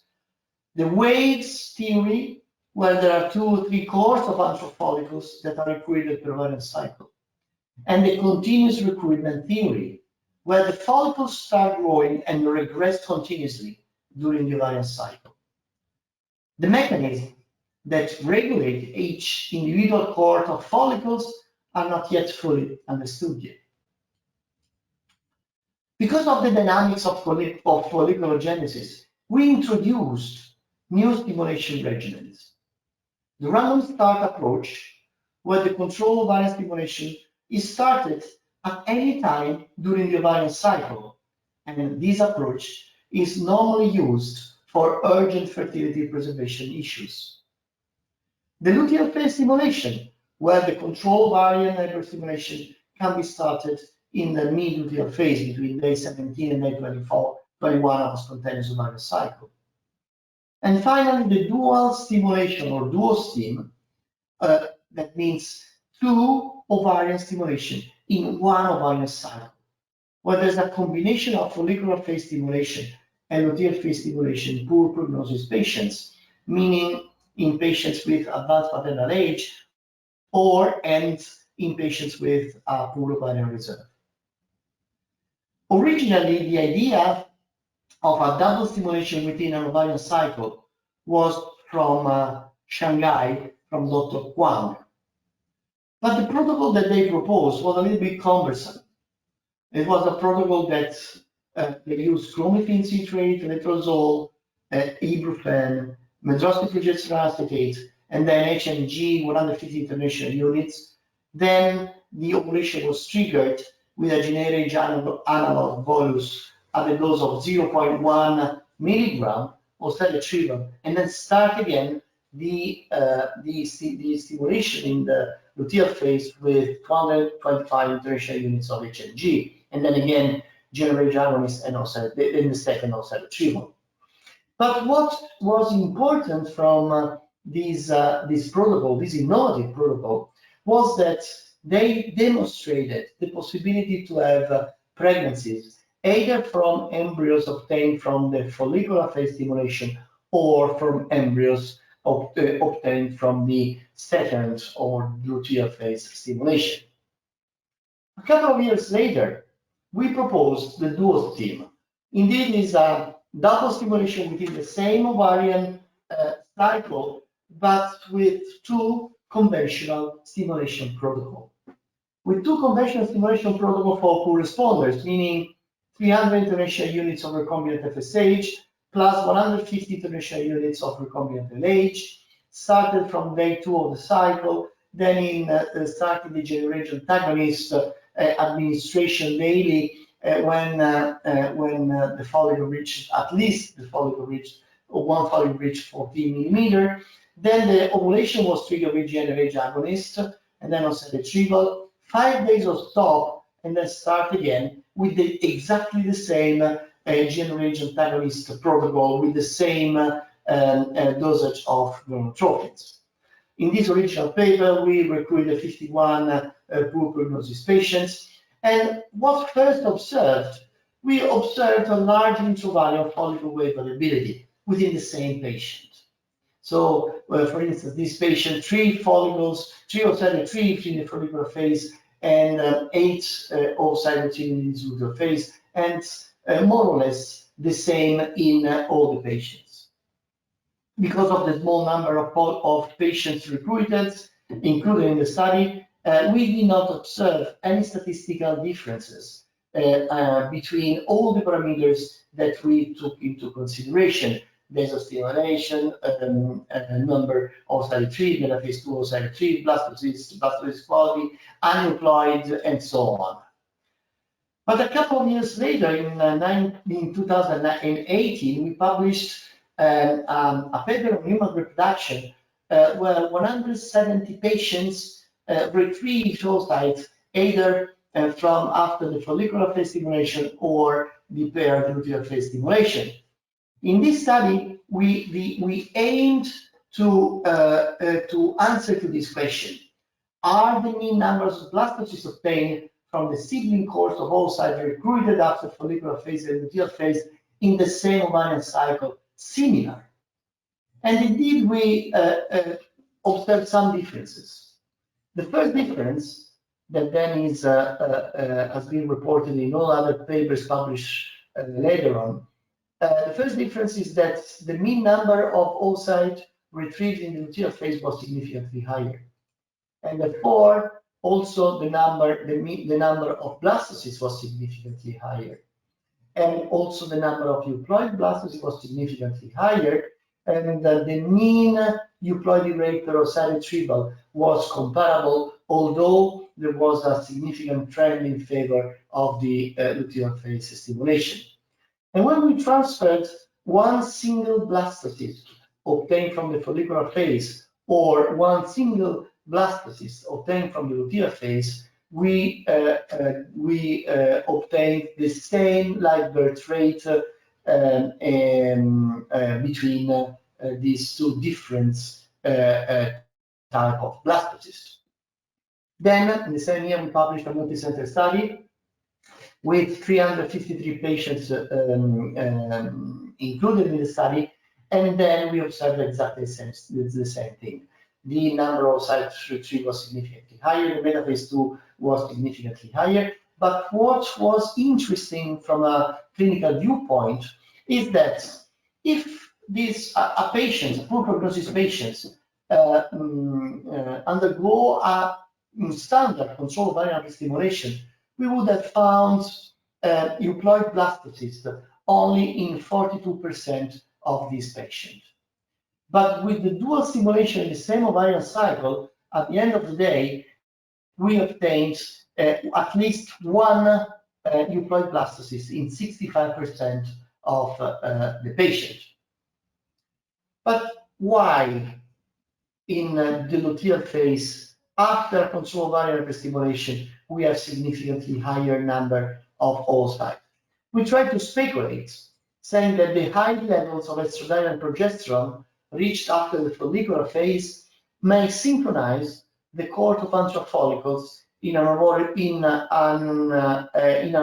ways, may stimulate the proliferation of FSH receptors in granulosal cells, resulting overall in a better response to the stimulation, may increase the androgenic factors, may enhance the sensitivity of the granulosal cells to FSH, may be possible that the flare-up effect derived from the GnRH agonist trigger, which might induce a downregulation in the expression of MH in the follicular genesis from the anovulatory wave, could be responsible of this increased number of metaphase 2 oocytes retrieved in the luteal phase.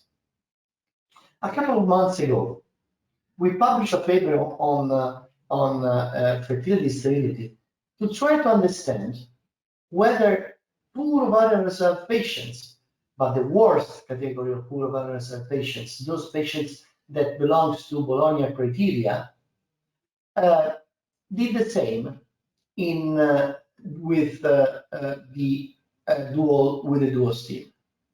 The objective of this study was to assess the clinical contribution of luteal phase stimulation to follicular phase stimulation in a single ovarian cycle for poor responders patients according to Bologna criteria. 100 patients out of 297 patients that fulfilled the Bologna criteria chose to undergo dual stim, were included in this study. And the main outcome measure was the contribution of luteal phase stimulation to cumulative live birth rates per intention to treat. So we compared two groups of patients, Bologna patients, the 100 patients that undergo the dual stim and that they performed two standard control ovarian stimulation during the follicular phase and the luteal phase. At the end of the dual stim, we obtained 7 patients that delivered, 7 patients that transferred euploid blastocysts from the follicular phase, but they did not get pregnant, and 86 patients that did not find any euploid blastocysts. In the luteal phase, the embryos coming from the luteal phase, 9 gave a live birth, 10 were transferred, euploid embryos were transferred, but they did not get pregnant. And in 81, in 81 of the patient, in 81 of these patients did not get pregnant. So overall, per ovarian cycle, 15% of these patients delivered, 16% made a transfer with euploid blastocyst, but they did not get pregnant, and 69 and 60 or they did not deliver, let's say, because there are included also patients that got pregnant but miscarried, and 69 did not do the transfer. The control group, that was 197 patients, underwent the first control ovarian stimulation, and then some of them did the second control ovarian stimulation. So the 197 patients that did the first ovarian stimulation, 16 delivered, 22 made a transfer of one euploid blastocyst, but they did not deliver, and 159 did not do the transfer. The patients that did not get pregnant and that tried again were only 17. And of these 17, 2 found an euploid blastocyst and made a transfer, but they did not get pregnant, and 15 they did not do a transfer. So overall, after 2 conventional control ovarian stimulation, 8% of the patients delivered, 12% they made a transfer but they did not deliver, and 80% they did not transfer. So also in Bologna patients, we observed a significantly higher number of metaphase 2 oocyte retrieved and a significantly higher number of blastocysts obtained. But what was interesting from this study is that if we look at the dropout, of course, in the group of dual-stim patients, no one single patient dropped out. So we had 100% of patients that repeated the second standard control ovarian stimulation. But in the conventional control ovarian stimulation, so patients that did first in follicular phase and then waited to start again in another cycle, the second control ovarian stimulation, standard control ovarian stimulation, we can see that only 17 out of 197 patients repeated. So only 9% repeated, with a dropout rate of 91%. So the conclusion of this study was that the luteal phase stimulation-derived oocyte increased the cumulative birth rate per intention to treat in a single ovarian cycle in patients fulfilling the Bologna criteria. Dual-stim strategy is promising to manage this thorny population of patients, especially to avoid discontinuation after first failed attempt. But what we observed is that the mean number of euploid blastocysts obtained and the clinical outcome after each ovarian stimulation, meaning follicular phase stimulation only, luteal phase stimulation only, or conventional control ovarian stimulation, are exactly similar. However, our data suggests that dual-stim strategy prevents the dropouts, which is highly likely after failed attempts with conventional control ovarian stimulation. Because of this, luteal phase provides these patients with high chance to obtain and transfer an euploid blastocyst in the same ovarian cycle. However, future investigations are warranted to confirm the reproducibility of this data in other centers. We made a SWOT analysis of dual-stim, and the strengths are higher number of oocytes and embryo per ovarian cycle, more patients obtaining competent blastocysts, no differences in competence between follicular phase stimulation and luteal phase stimulation oocyte, reduced dropout. The opportunities where it may reduce the time to obtain at least one competent embryo in a single ovarian cycle. It may be emotionally better tolerated from the patients that 2 consecutive follicular phase stimulation cycle, because the patients consider the dual-stim as one single as one single treatment, not as two different treatments. The weakness, no randomized control trials or cost effectiveness analysis performed. Freeze-all approach is mandatory. It can be applied, it is applied so far, but we are extending the indication to poor prognosis patients only. And the threats is, again, cost effectiveness.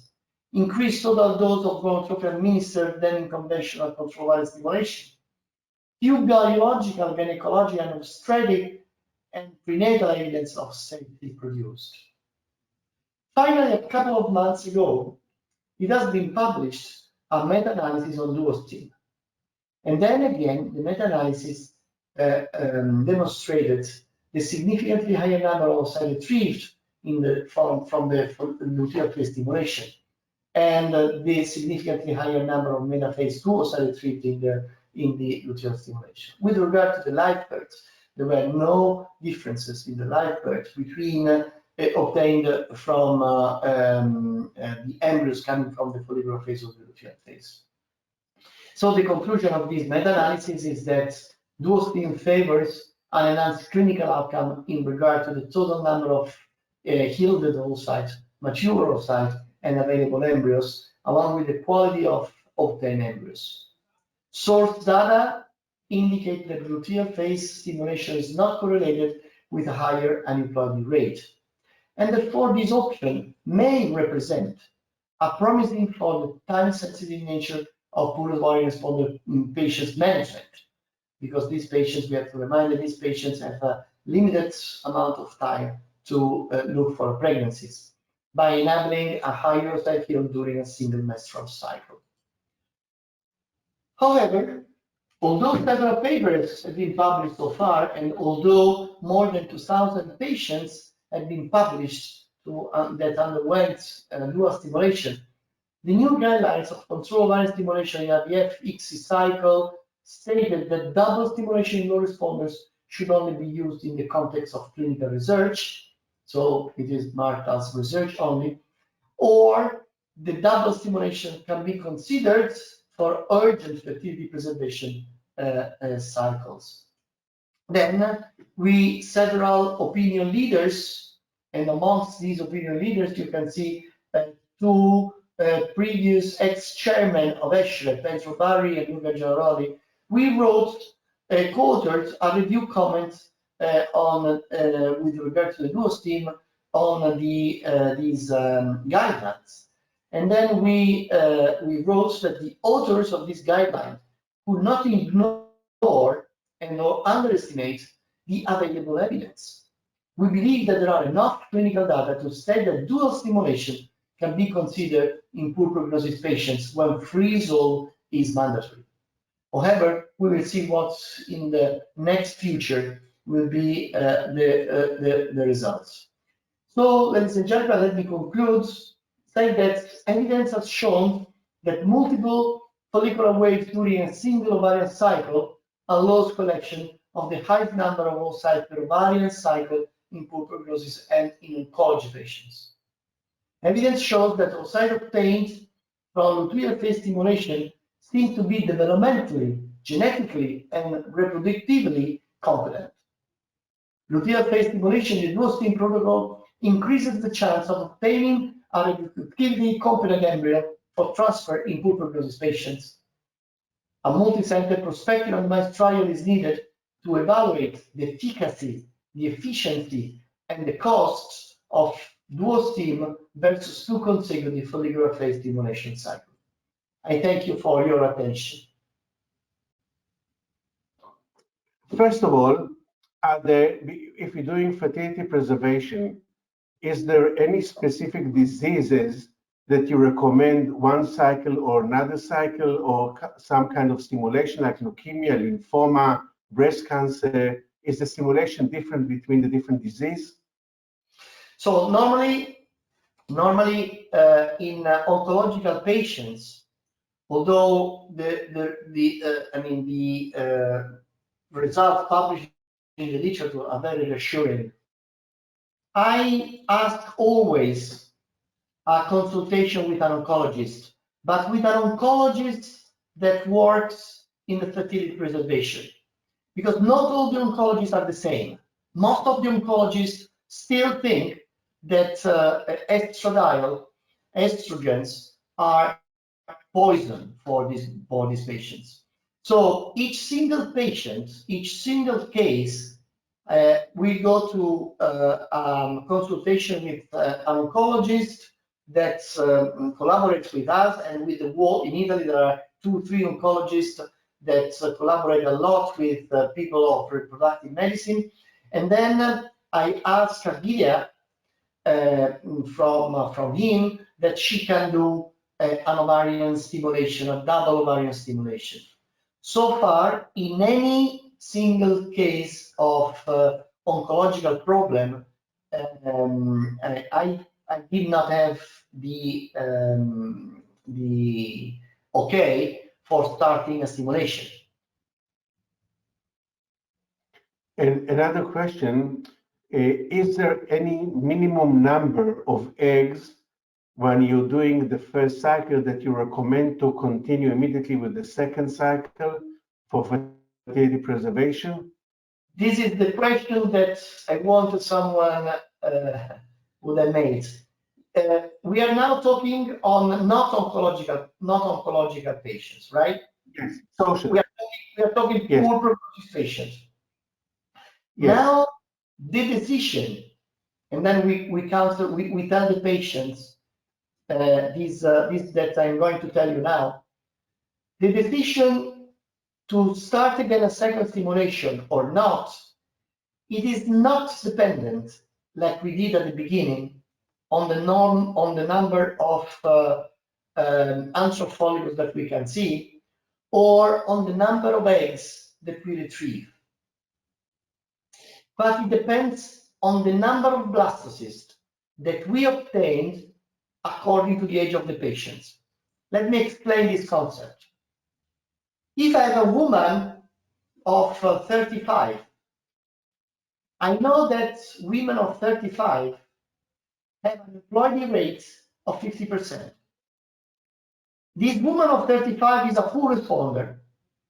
She retrieves 4 eggs, but these eggs performed very well, and they gave 2 blastocysts.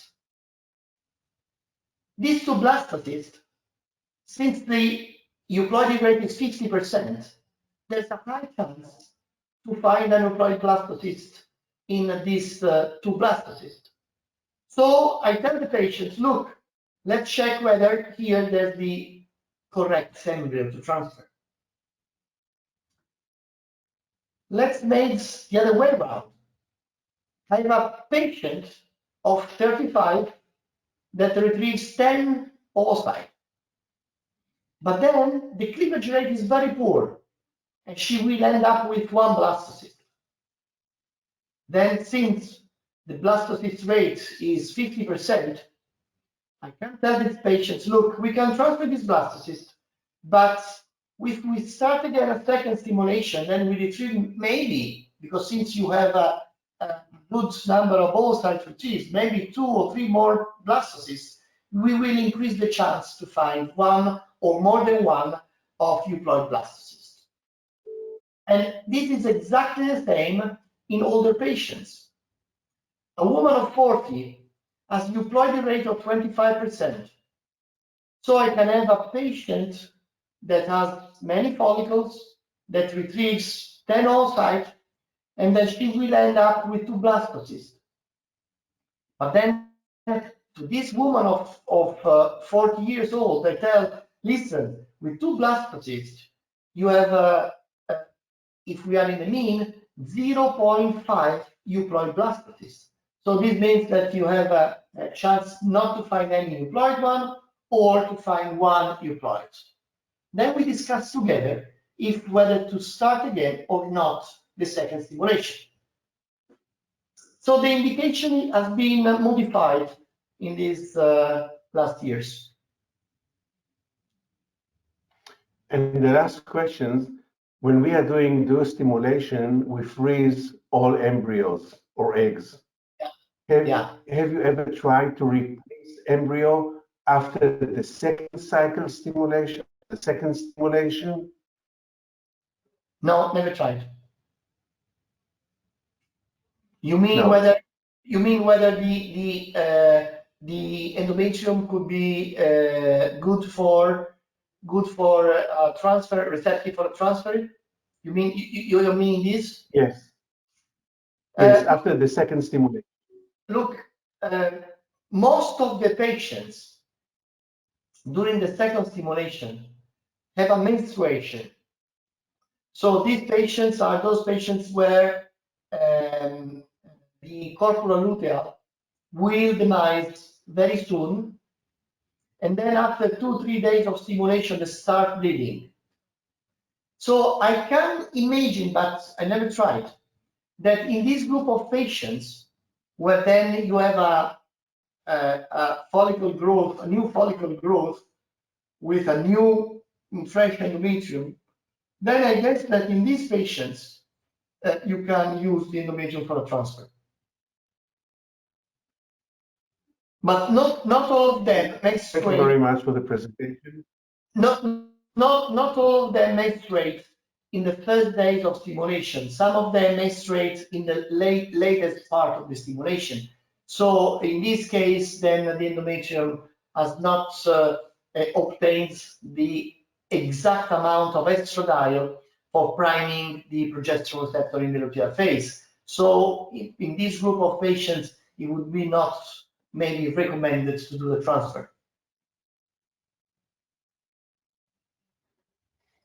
Okay, so again, thank you very much for giving the presentation, which was very interesting. And thank you for taking part in this first online conference. Thank you very much to you. Thank you.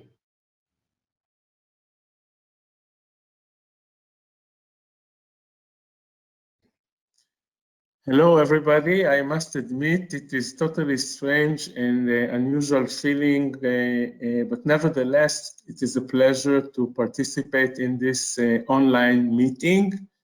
And I hope that we shall all be able soon to return to our regular format of meetings. And my topic today is when should we give up and stop treatment, and I have no conflict of interest to declare on this topic. And when to stop treatment, knowing when to stop is often the most difficult part of the treatment.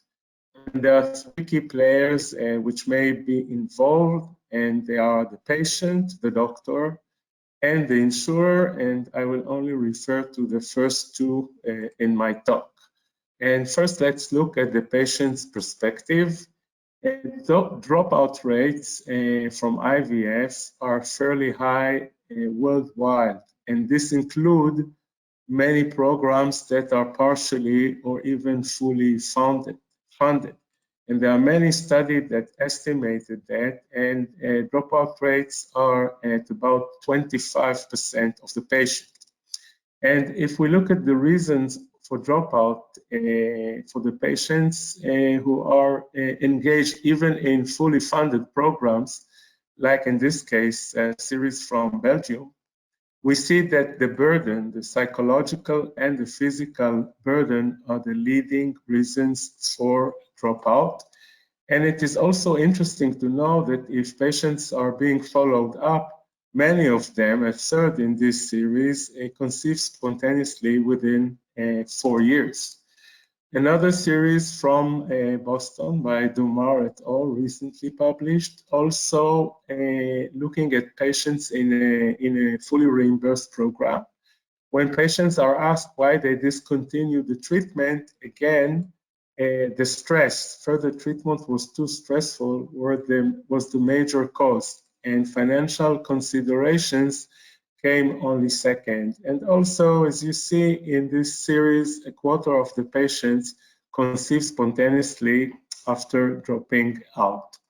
So on one hand, we have patients who drop out, and on the other hand, we have patients who refuse to drop out and continue treatment even if it is totally ineffective.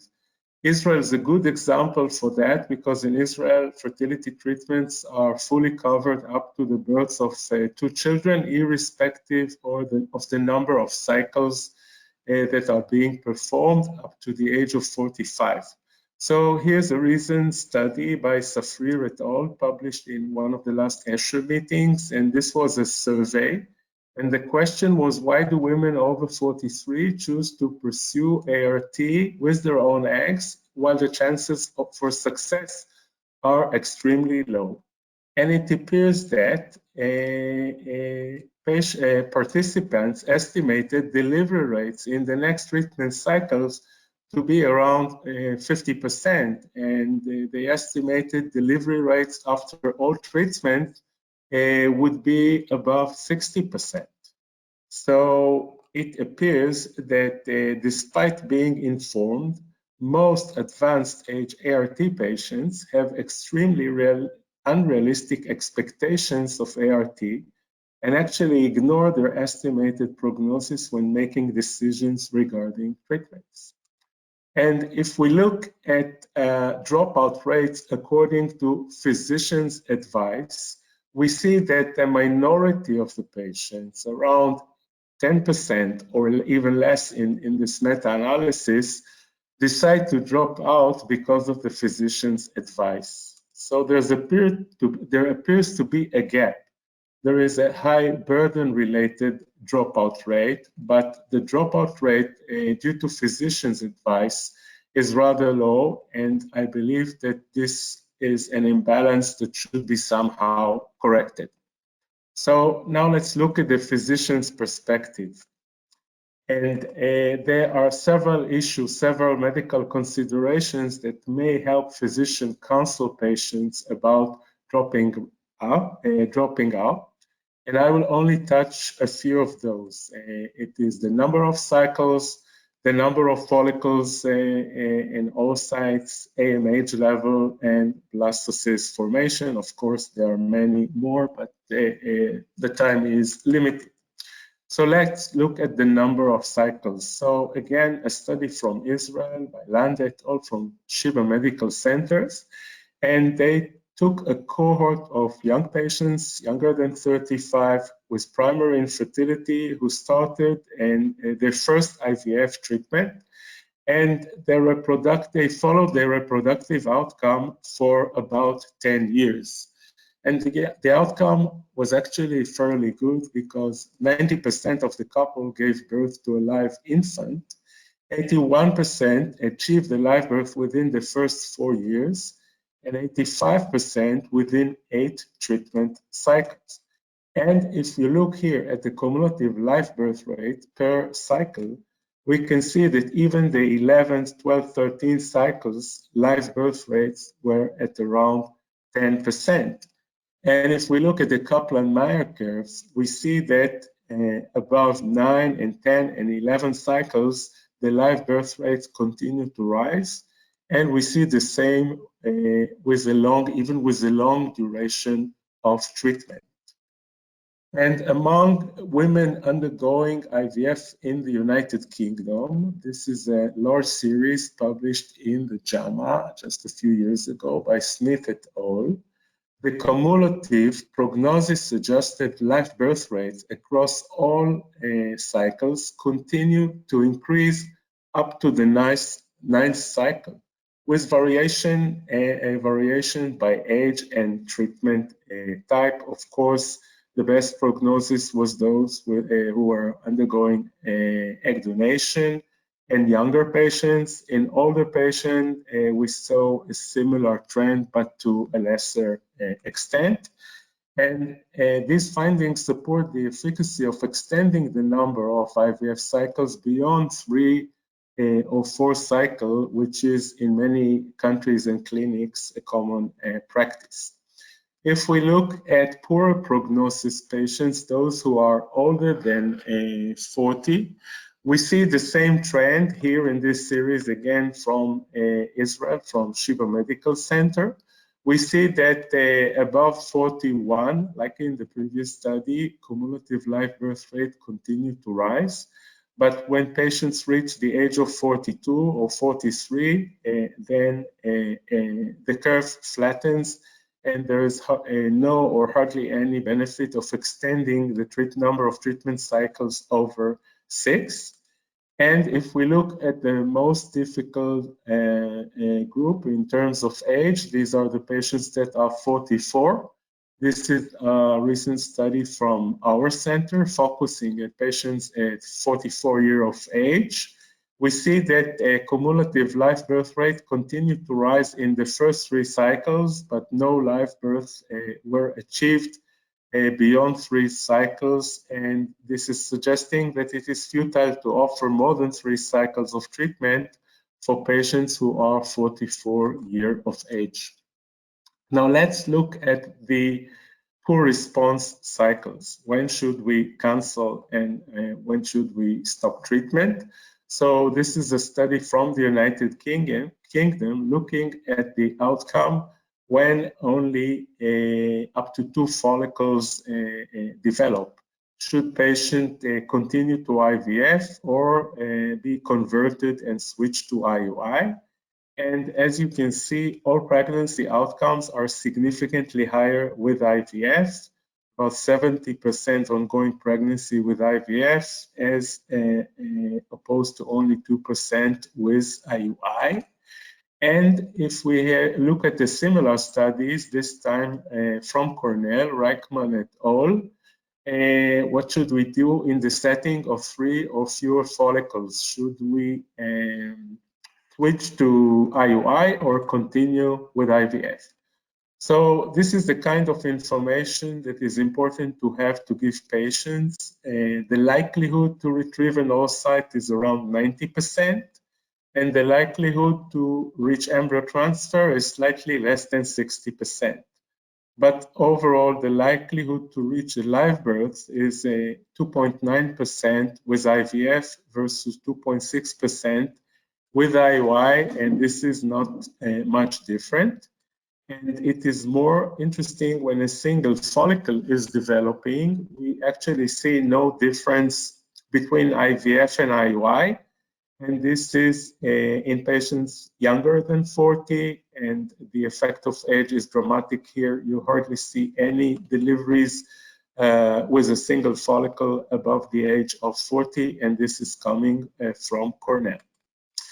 How about AMH? Should we continue treatment in patients with extremely low AMH levels? And this is a study by Weckhofer et al. I believe these are patients from New York and Vienna.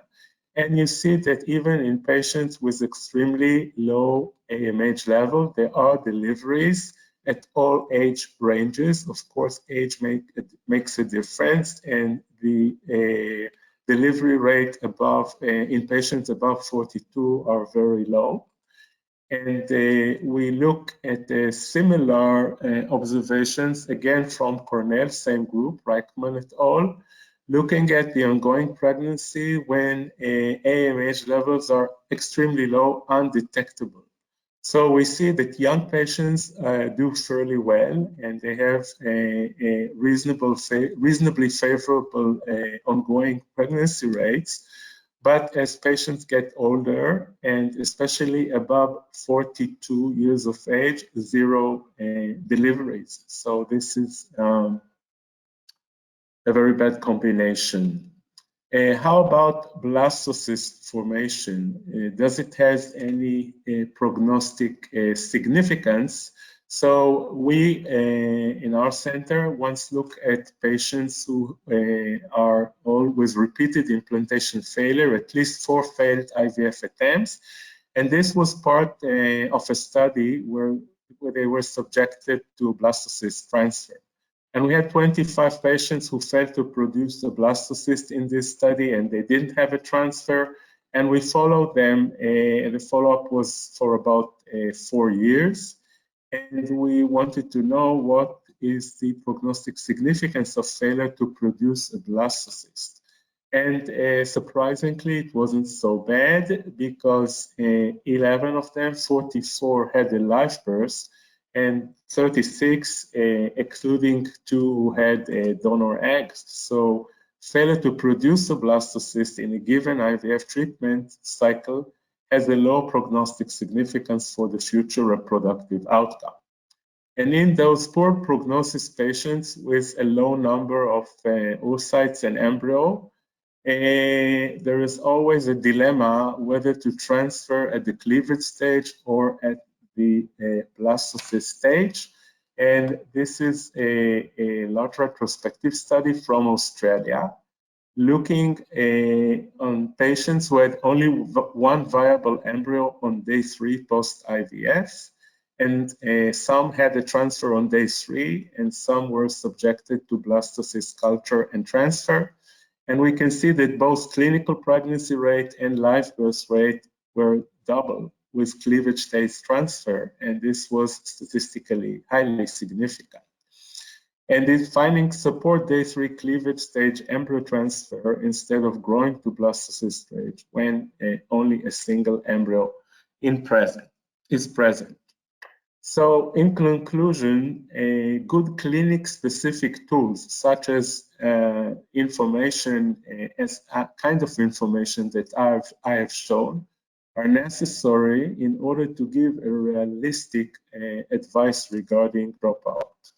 There is strong data to support the efficacy of extending the number of IVF cycles beyond 3 or 4, at least for couples younger than 40, where the female is younger than 42. The efficiency of IVF with a low number of oocytes is rather low, but the combination of low number of oocytes and increasing age is even less favorable. AMH alone should not be used to predict outcomes, but AMH in conjunction with age is a strong independent predictor of live birth rates. However, both AMH and blastocyst formation should not preclude patients from continuing IVF. And the ethics committee of the ASRM has released recommendations and counseling tools regarding patients with futile and or very poor prognosis patients, and I find them very helpful. Futility is defined when the treatment has a chance of less than 1% of achieving a live birth, and very poor prognosis between 1 and 5% per cycles. So clinicians may refuse to initiate a treatment option they regard as futile or having a very poor prognosis. But, and this is very important, decision about treating or refusing to treat couples or individuals always should be patient-centered, meaning that protection of a fertility center success rate is not an ethical basis for refusing to treat those with futile or very poor prognosis on one hand. But on the other hand, care should not be provided to benefit the provider or the center financially. And finally, thorough discussions are advisable at the beginning and throughout the patient-physician interaction when patients have indicators of futile or very poor prognosis. And I will just show you a few slides that I have on my desktop, and I often show to patients when I am discussing their prognosis. So this is the CDC SART data regarding live birth rates and age, with finer details for patients of 40 years and older.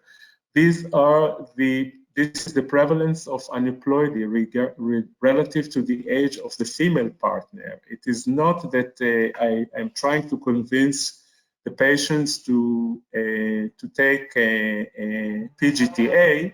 It's just that I want them to understand the biology, to understand why they so often fail and why they may miscarry, as you see here in miscarriage rates. And finally, what happens if they decide to drop out the idea of using their own eggs and switch to donor eggs. This will put them in an entirely different prospect. And with this slide, I would like to thank you for your attention. Ariel, thank you very much for a very exciting presentation, a very good one. There are lots of questions, and I'm sure that you will be happy to answer them when we send it to you, but I would like to read a few of the questions and get your answer. The first one is not related to your talk, but should we stop treatment during the current health crisis? Well, first of all, practically, we have stopped the treatments worldwide in most of the location. And the question is, when and how should we be returning? And I believe returning to treatment. And I believe that this is also site and country specific, depending on the current situation of the COVID-19. The infection curves and the state of the health system. And I believe, at least in Israel, we are now in a position where we should be planning to come back to treatment in the near future while taking all the necessary proper precautions. May I ask you a personal question? Do you think we should test all patients when they come into the clinic for coronavirus and before the time of aspiration again to see that they are negative? And what shall we do if they are positive? Well, I believe this the reality is going to change for us and in the near future. And I believe that we would like to know the corona status of our patients, such as we do for other viral disease. And we should take special precaution and definitely not treat those who are in a state of active infection, because this infection is, first of all, it's highly infectious, contagious, and second, it is time limited, so there is no hurry. Okay. What do you think about PGS and the decision to stop or continue treatment? Well, there is actually one interesting study that I did not have a chance to present because of time limit. PGS or PGTA, as it is now called, there was a thought that it may reduce dropout rates. And there is an interesting study presented in the last ASRM meeting by Sakas et al. This is from Boston IVF, showing that significantly more patients dropped out after a first unsuccessful IVF cycle with PGTA. And afterwards, after 6 cycles, there was no difference in dropout rates. So overall, the use of PGTA does not seem to affect the dropout rates. And in that study, after 6 cycles, and you could see that there was no difference in cumulative live birth rates for patients with or without PGTA, which pretty much matches my opinion on PGTA. Do you think we should continue treatment as long as we can create embryos, no matter patient's age? Well, if I would like to be evidence-based, and I think that I have shown very nicely that in young patients, there is a good point in continued treatment, irrespective of the number of cycles. But in patients with advanced maternal age, we see that live birth rates at some point become flat, and there's no benefit in continuing additional cycles. And so there should be a limit there. And the last one, if there is no financial consequence, should we go directly to IVF at all ages? This might prevent multiple gestations.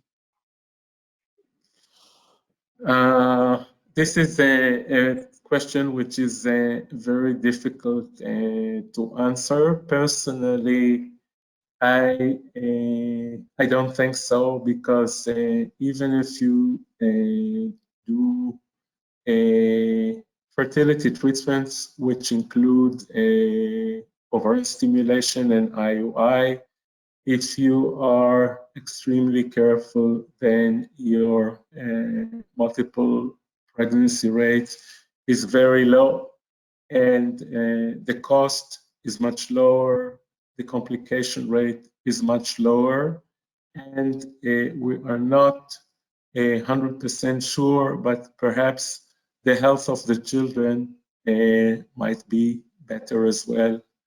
And therefore, I do not support abandoning all other fertility treatments and going directly for IVF for all the population. Again, I really thank you very much for presenting this from Israel.